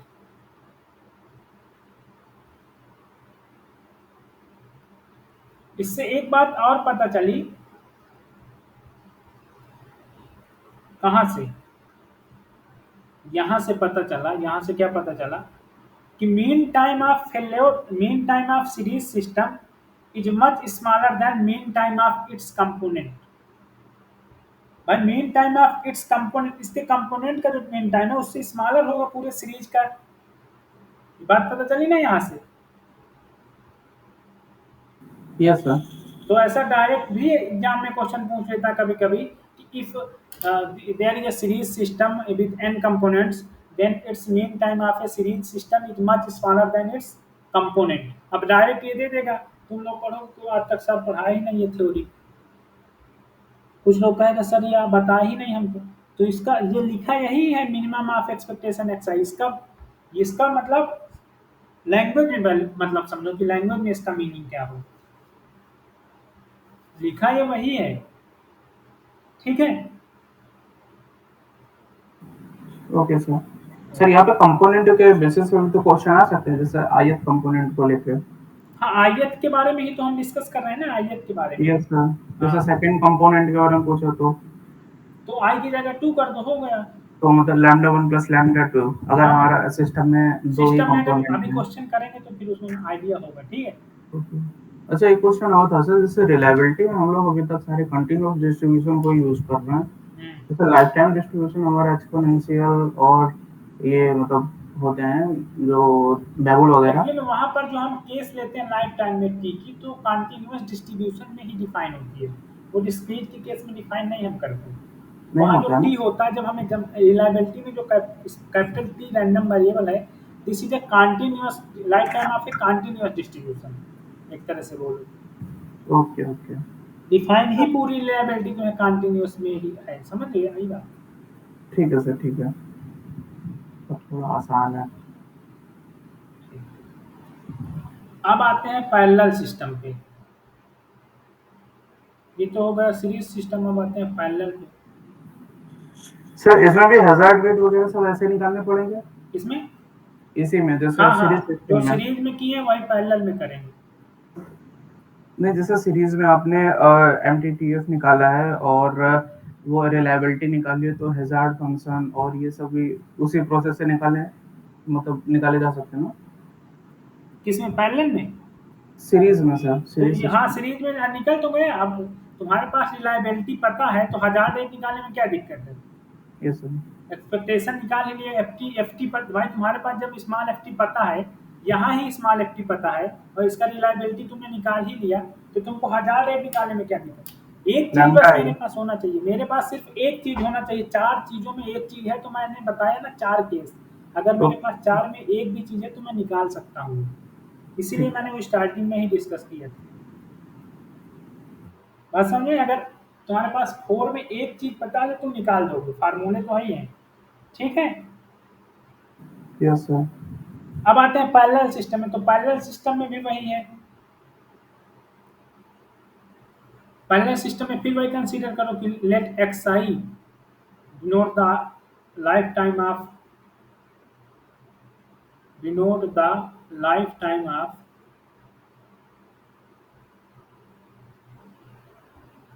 Life time of ith component, या कंपोनेंट आई या आई एथ कंपोनेंट एक ही है।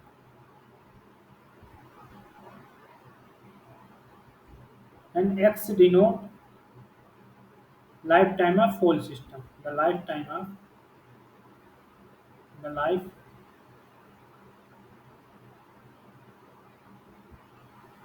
of whole system.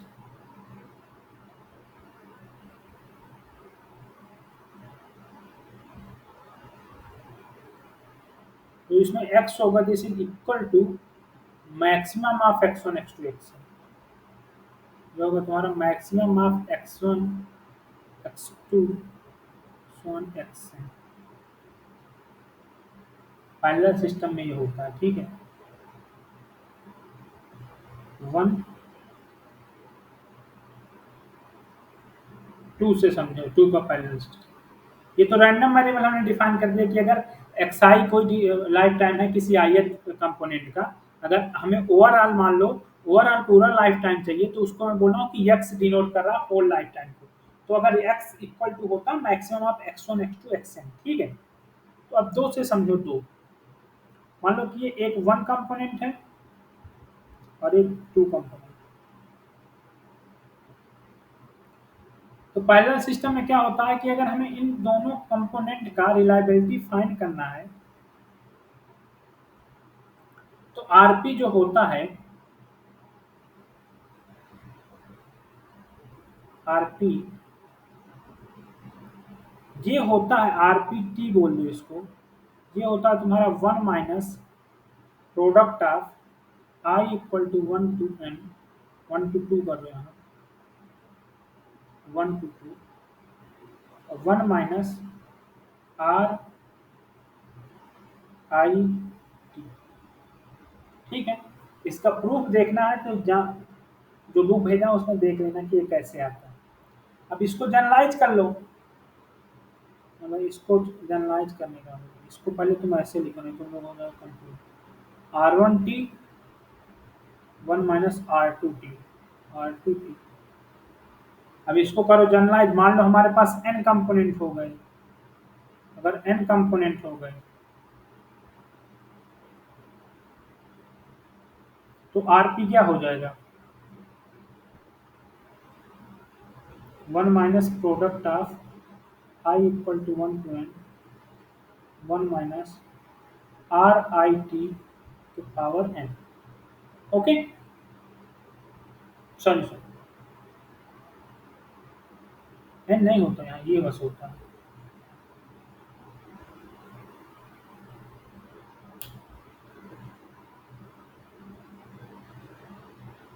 तो यहाँ पे कंपोनेंट इंडिपेंडेंट है ना?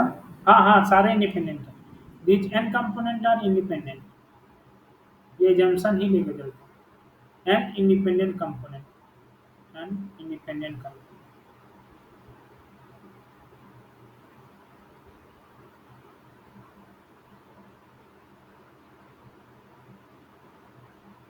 किसी को कोई प्रॉब्लम यहाँ तक? अब वही है कि इसमें देखो जो आरपी होता है ये होता है तुम्हारा equal to 1 minus product of i equal to 1 to n, 1 minus r of x i T,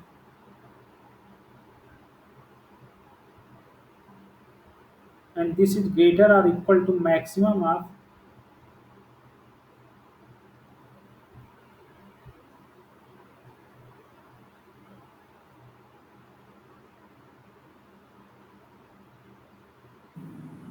R1 R2 R3। हाँ हाँ वही R x I, R x I. X I में कंफ्यूज हो रहा हो तो खाली आई भी कर सकते हो, ठीक है, कोई दिक्कत नहीं है। एक्स आई में एक्स आई एक्चुअली में मैंने एक पहले ले लिया था कि लाइफ टाइम लोड कर रहा है, एक रैंडम वेरिएबल टाइप, तो फॉर आर आई। इसी तरह इसमें जो एक्सपेक्टेशन होगा वो एक्सपेक्टेशन तुम्हारा ग्रेटर होगा maximum of expectation of x आई।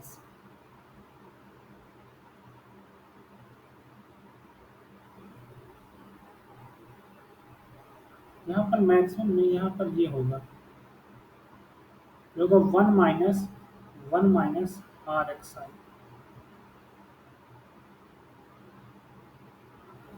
मतलब कि reliability of particular system in a larger in a parallel system in larger than any of its component, मतलब इसके किसी भी कंपोनेंट से लार्जर होगी। समझ में आया?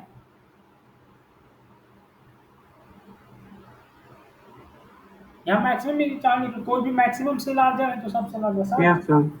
तो सीरीज में छोटी होती थी और मैक्सिमम में बड़ी होती है हाँ सिस्टम हाँ, की मतलब मैक्सिमम में रिलायबिलिटी। रिलायबिलिटी भी बड़ी होगी और मीन टाइम भी बड़ा होगा। इसको हम लोग क्या बोलते हैं?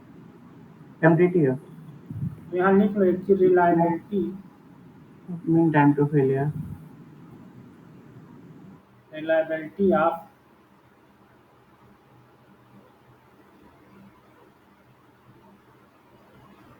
a parallel system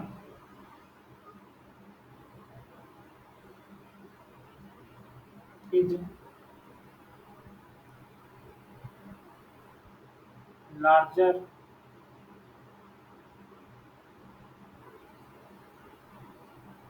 than that of any of its component।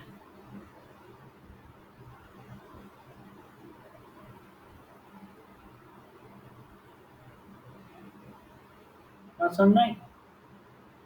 तो ये पैरेलल सिस्टम के बारे में हो गया। अब इसमें फिर वही केस आ गया कि यहाँ पर सपोज करो तुम्हारा कि जो एक्स आई है,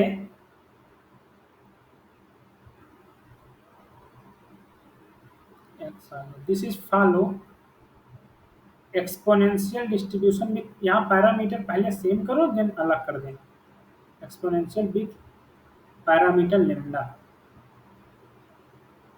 parameter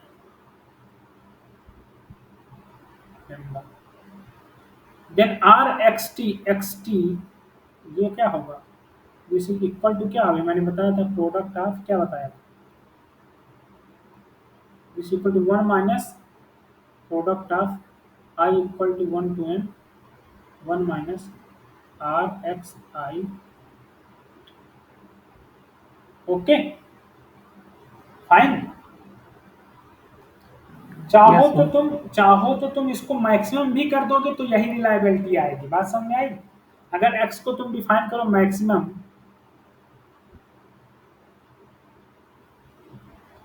maximum of x1 x2 xn, सो इससे इसके अकॉर्डिंग एक्स का तुम पहले डिस्ट्रीब्यूशन फाइंड करो देन रिलायबिलिटी फाइंड करो, तो दोनों की रिलायबिलिटी चेक करना सेम आएगी। बात समझ में आ रही है ना मैं क्या कह रहा हूँ? एक्स का डिस्ट्रीब्यूशन फाइंड कर लो बाय एक्सपोनेंशियल लेमडा, तो मैक्सिमम का डिस्ट्रीब्यूशन फाइंड कर लो, उससे एक रिलायबिलिटी फाइंड कर लो, या तो इंडिपेंडेंट है कंपोनेंट वाइज रिलायबिलिटी फाइंड करो, इस फार्मूले में रख दो, दोनों से एक ही रिलायबिलिटी आएगी।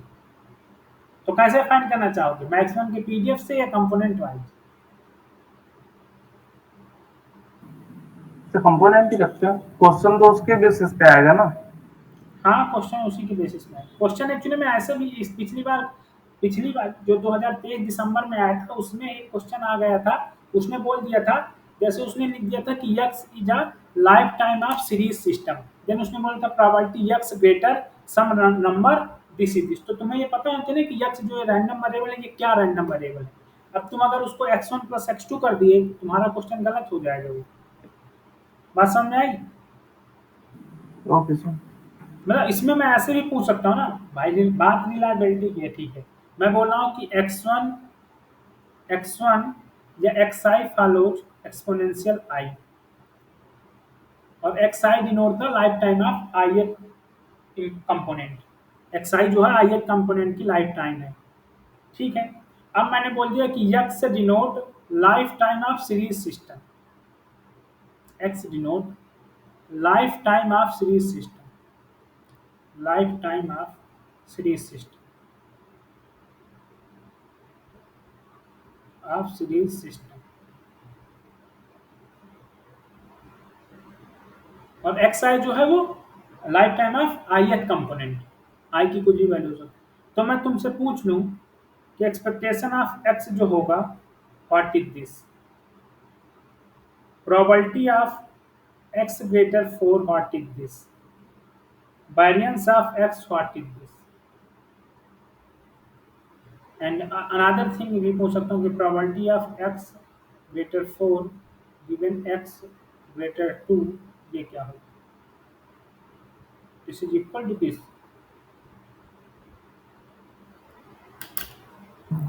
ओके सर, तो सर यहाँ पे x जो है वो सर मिनिमा को फॉलो तो पहले करेगा। तुम्हें पता होना चाहिए कि x रैंडम यस वेरिएबल जो होगा वो कैसा डिस्ट्रीब्यूटेड होगा, ये मिनिमम होगा। अब ये सीरीज यस समझ सर। के, बट मैंने भी पहली बार जब सीरीज समझ के साल जानते हो कैसे कर दिया। सीरीज का हाँ, मतलब है, मैं रिलायबिलिटी इतना पढ़ा था नहीं, तो मैंने चालू कर दिया मैं कि भी सर x इग्नोर कर देता। Equivalent x1 plus x2। इसको अगर अच्छा हम ऐसे मान लेंगे तो कभी हमारा क्वेश्चन सही ही नहीं होगा। दिस ना, इसका मतलब ये नहीं है, इसका मतलब मिनिमम लो, ये रैंडम वेरिएबल लो। Yes sir. ओके, अभी मैं CSIR का क्वेश्चन कराऊंगा जब 2023 वाला, तो बताऊंगा वहां कैसा रैंडम वेरिएबल लेना है, ठीक है। यस तो सर। इसीलिए रैंडम वेरिएबल डिफाइन होना चाहिए, वो जरूरी है, तो आना चाहिए कि कौन सा रैंडम वेरिएबल किस में डिफाइन है। और इस रैंडम वेरिएबल के लिए ये बुक जो मैंने भेजा बहुत अच्छी बुक है, इसमें बहुत अच्छी रिलायबिलिटी दिया है। तो एफ एक्स आई क्या है, ये है लेमडा ई के पावर माइनस लेमडा एक्स आई। तो यहाँ से रिलायबिलिटी क्या पता चली एक्स आई की, ये पता चला ई के पावर माइनस ठीक लेमडा है X I. Yes sir. Okay, ये एक्स आई क्यों कर दो, यहाँ टी लिखो ना, जब टी लिख रहा हो वैल्यू, भाई यहाँ स्मॉल टी है तो यहाँ भी स्मॉल टी होगा।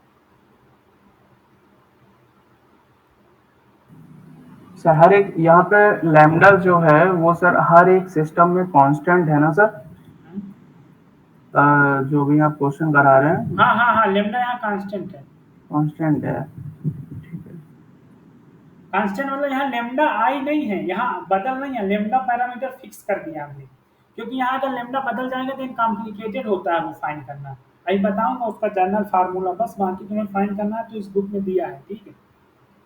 तो आर एक्स आई के पावर माइनस लेमडा हो जाएगा, तो ये तुम्हारा जो आर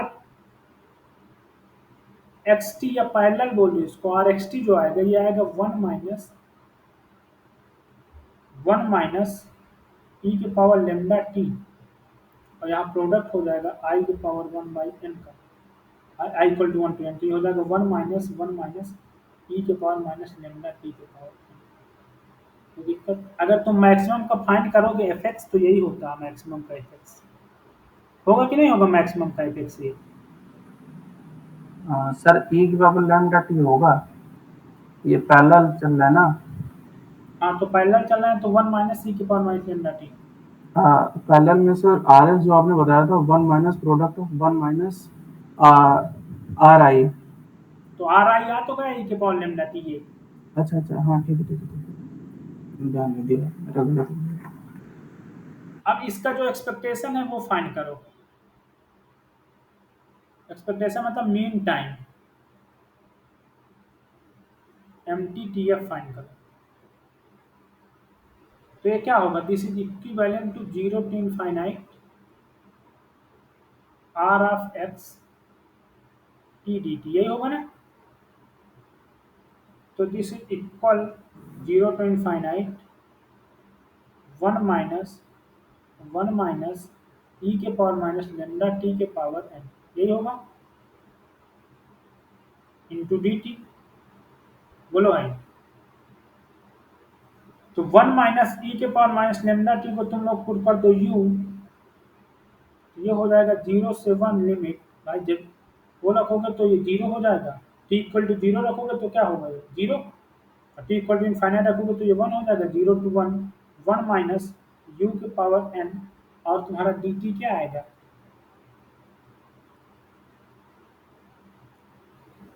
यहाँ से dt क्या आएगा,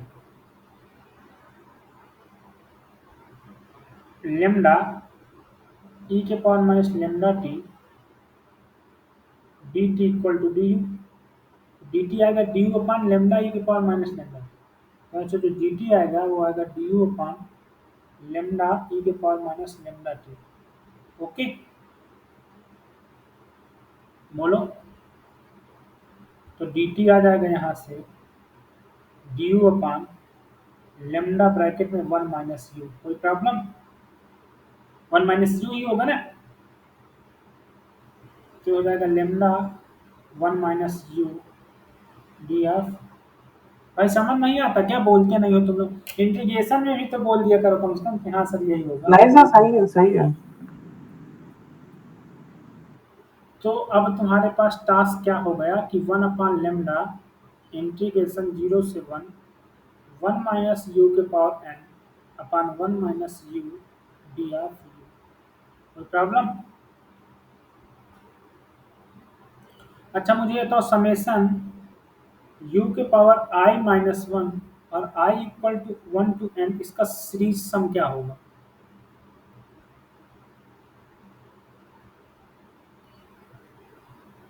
बोलो। डिमेट्रिक सीरीज है ये,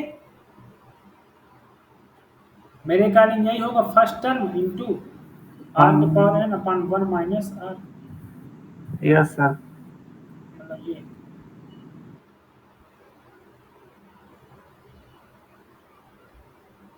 तो यहाँ से क्या आया पता चला, 1/λ 0 टू 1 एंड ये हो गया summation i equal to 1 to and U के power i minus 1 D U. कोई problem? Now you can change summation in integration 1/λ summation i equal to 1 to n integration 0 to 1 U के power i minus 1 D U. कोई problem यहाँ तक? तो ये आ जाएगा 1/λ summation i equal to 1 to n और ये हो जाएगा 1/i। तो ये आ गया तुम्हारा ओवरऑल एक्सपेक्टेशन ऑफ एक्स। और इसमें डायरेक्ट आते हैं question parallel series. Lambda change नहीं रहेगा, लेमडा फिक्स कर देगा वो।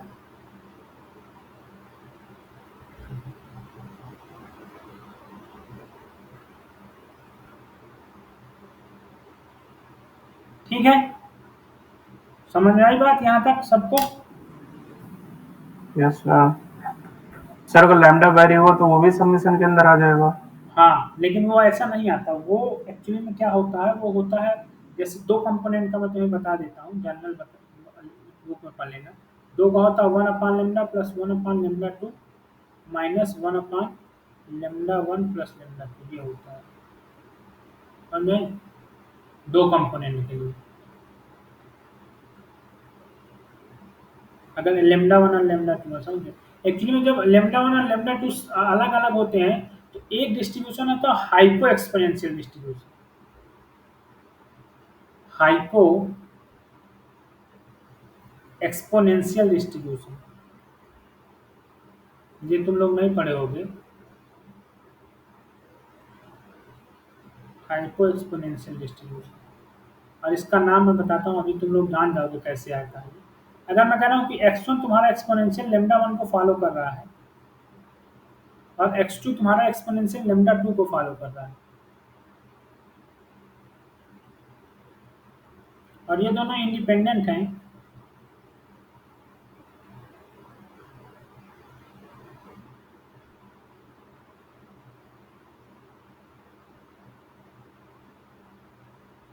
तो अगर मैं z एक रैंडम वैल्यू डिफाइन करूँ x1 plus x2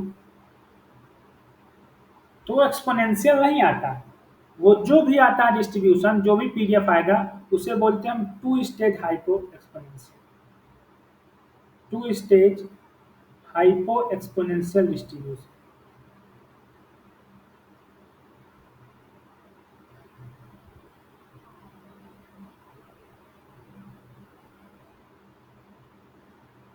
hypo exponential distribution with λ1 parameter λ2। ये बुक पढ़ो, इस बुक में मिल जाएगा तुम्हें सब कुछ। ठीक है, तो यहीं पर क्लास एंड करते हैं। बाकी एक चीज और समझ लो, एक चीज रिमार्क में डाल लो, ये इंपॉर्टेंट है। पैरेलल सिस्टम की रिलायबिलिटी हमेशा सीरीज सिस्टम से ज्यादा होगी। पैरेलल सिस्टम की रिलायबिलिटी जो होगी वो हमेशा ग्रेटर होगी सीरीज सिस्टम से। सो हजार रेट तुम्हारा जो पैरेलल सिस्टम का होगा वो हमेशा लेस होगा सीरीज सिस्टम से। दो चीज हमेशा कम। ये दोनों होते हैं, ये जनरल फॉलो मतलब जनरल थिंग है, ये होगा ही होगा। ठीक है, यहाँ तक मैं अगर यहाँ तक किसी को डाउट हो तो बताओ। थ्योरी यहाँ हो गई है समाप्त। कल मैं के आउट ऑफ एन थोड़ा सा बता दूंगा, उसमें एक फार्मूला है। इसके बाद मैं कराऊंगा कल क्वेश्चन, और कल मेरा टारगेट है कि कल मैं रिलायबिलिटी पूरा खत्म कर दूंगा, पूरा मतलब क्वेश्चन सही। देन मैं मल्टीवेरिएट स्टार्ट करूंगा, मल्टीवेरिएट भी 3 से 4 दिन में खत्म। फिर रिग्रेशन चलेगा, रिग्रेशन खत्म। इसके बाद नॉन पैरा जो है इनोवा नॉन पैरा, और ये सब क्या बच रहा है, इनोवा नॉन पैरा सर्वे, ये सब इस समय सर्वे वर्वे से क्वेश्चन आता नहीं है ज़्यादा, मतलब आते हैं लेकिन अगर तुम पढ़ भी जाओगे तो सर्वे के क्वेश्चन नहीं कर पाओगे, क्योंकि सर्वे ऐसा टॉपिक है, मतलब सैंपल सर्वे का मतलब सैम्पलिंग ऐसा टॉपिक है कि उसमें अगर थोड़ा सा घुमा दिया क्वेश्चन सॉल्व करने थोड़ा टफ हो जाता है। Yes sir. अगर किसी को कोई डाउट हो तो पूछे, नहीं बाकी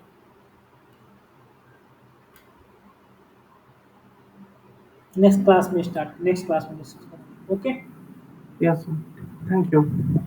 ओके, थैंक यू।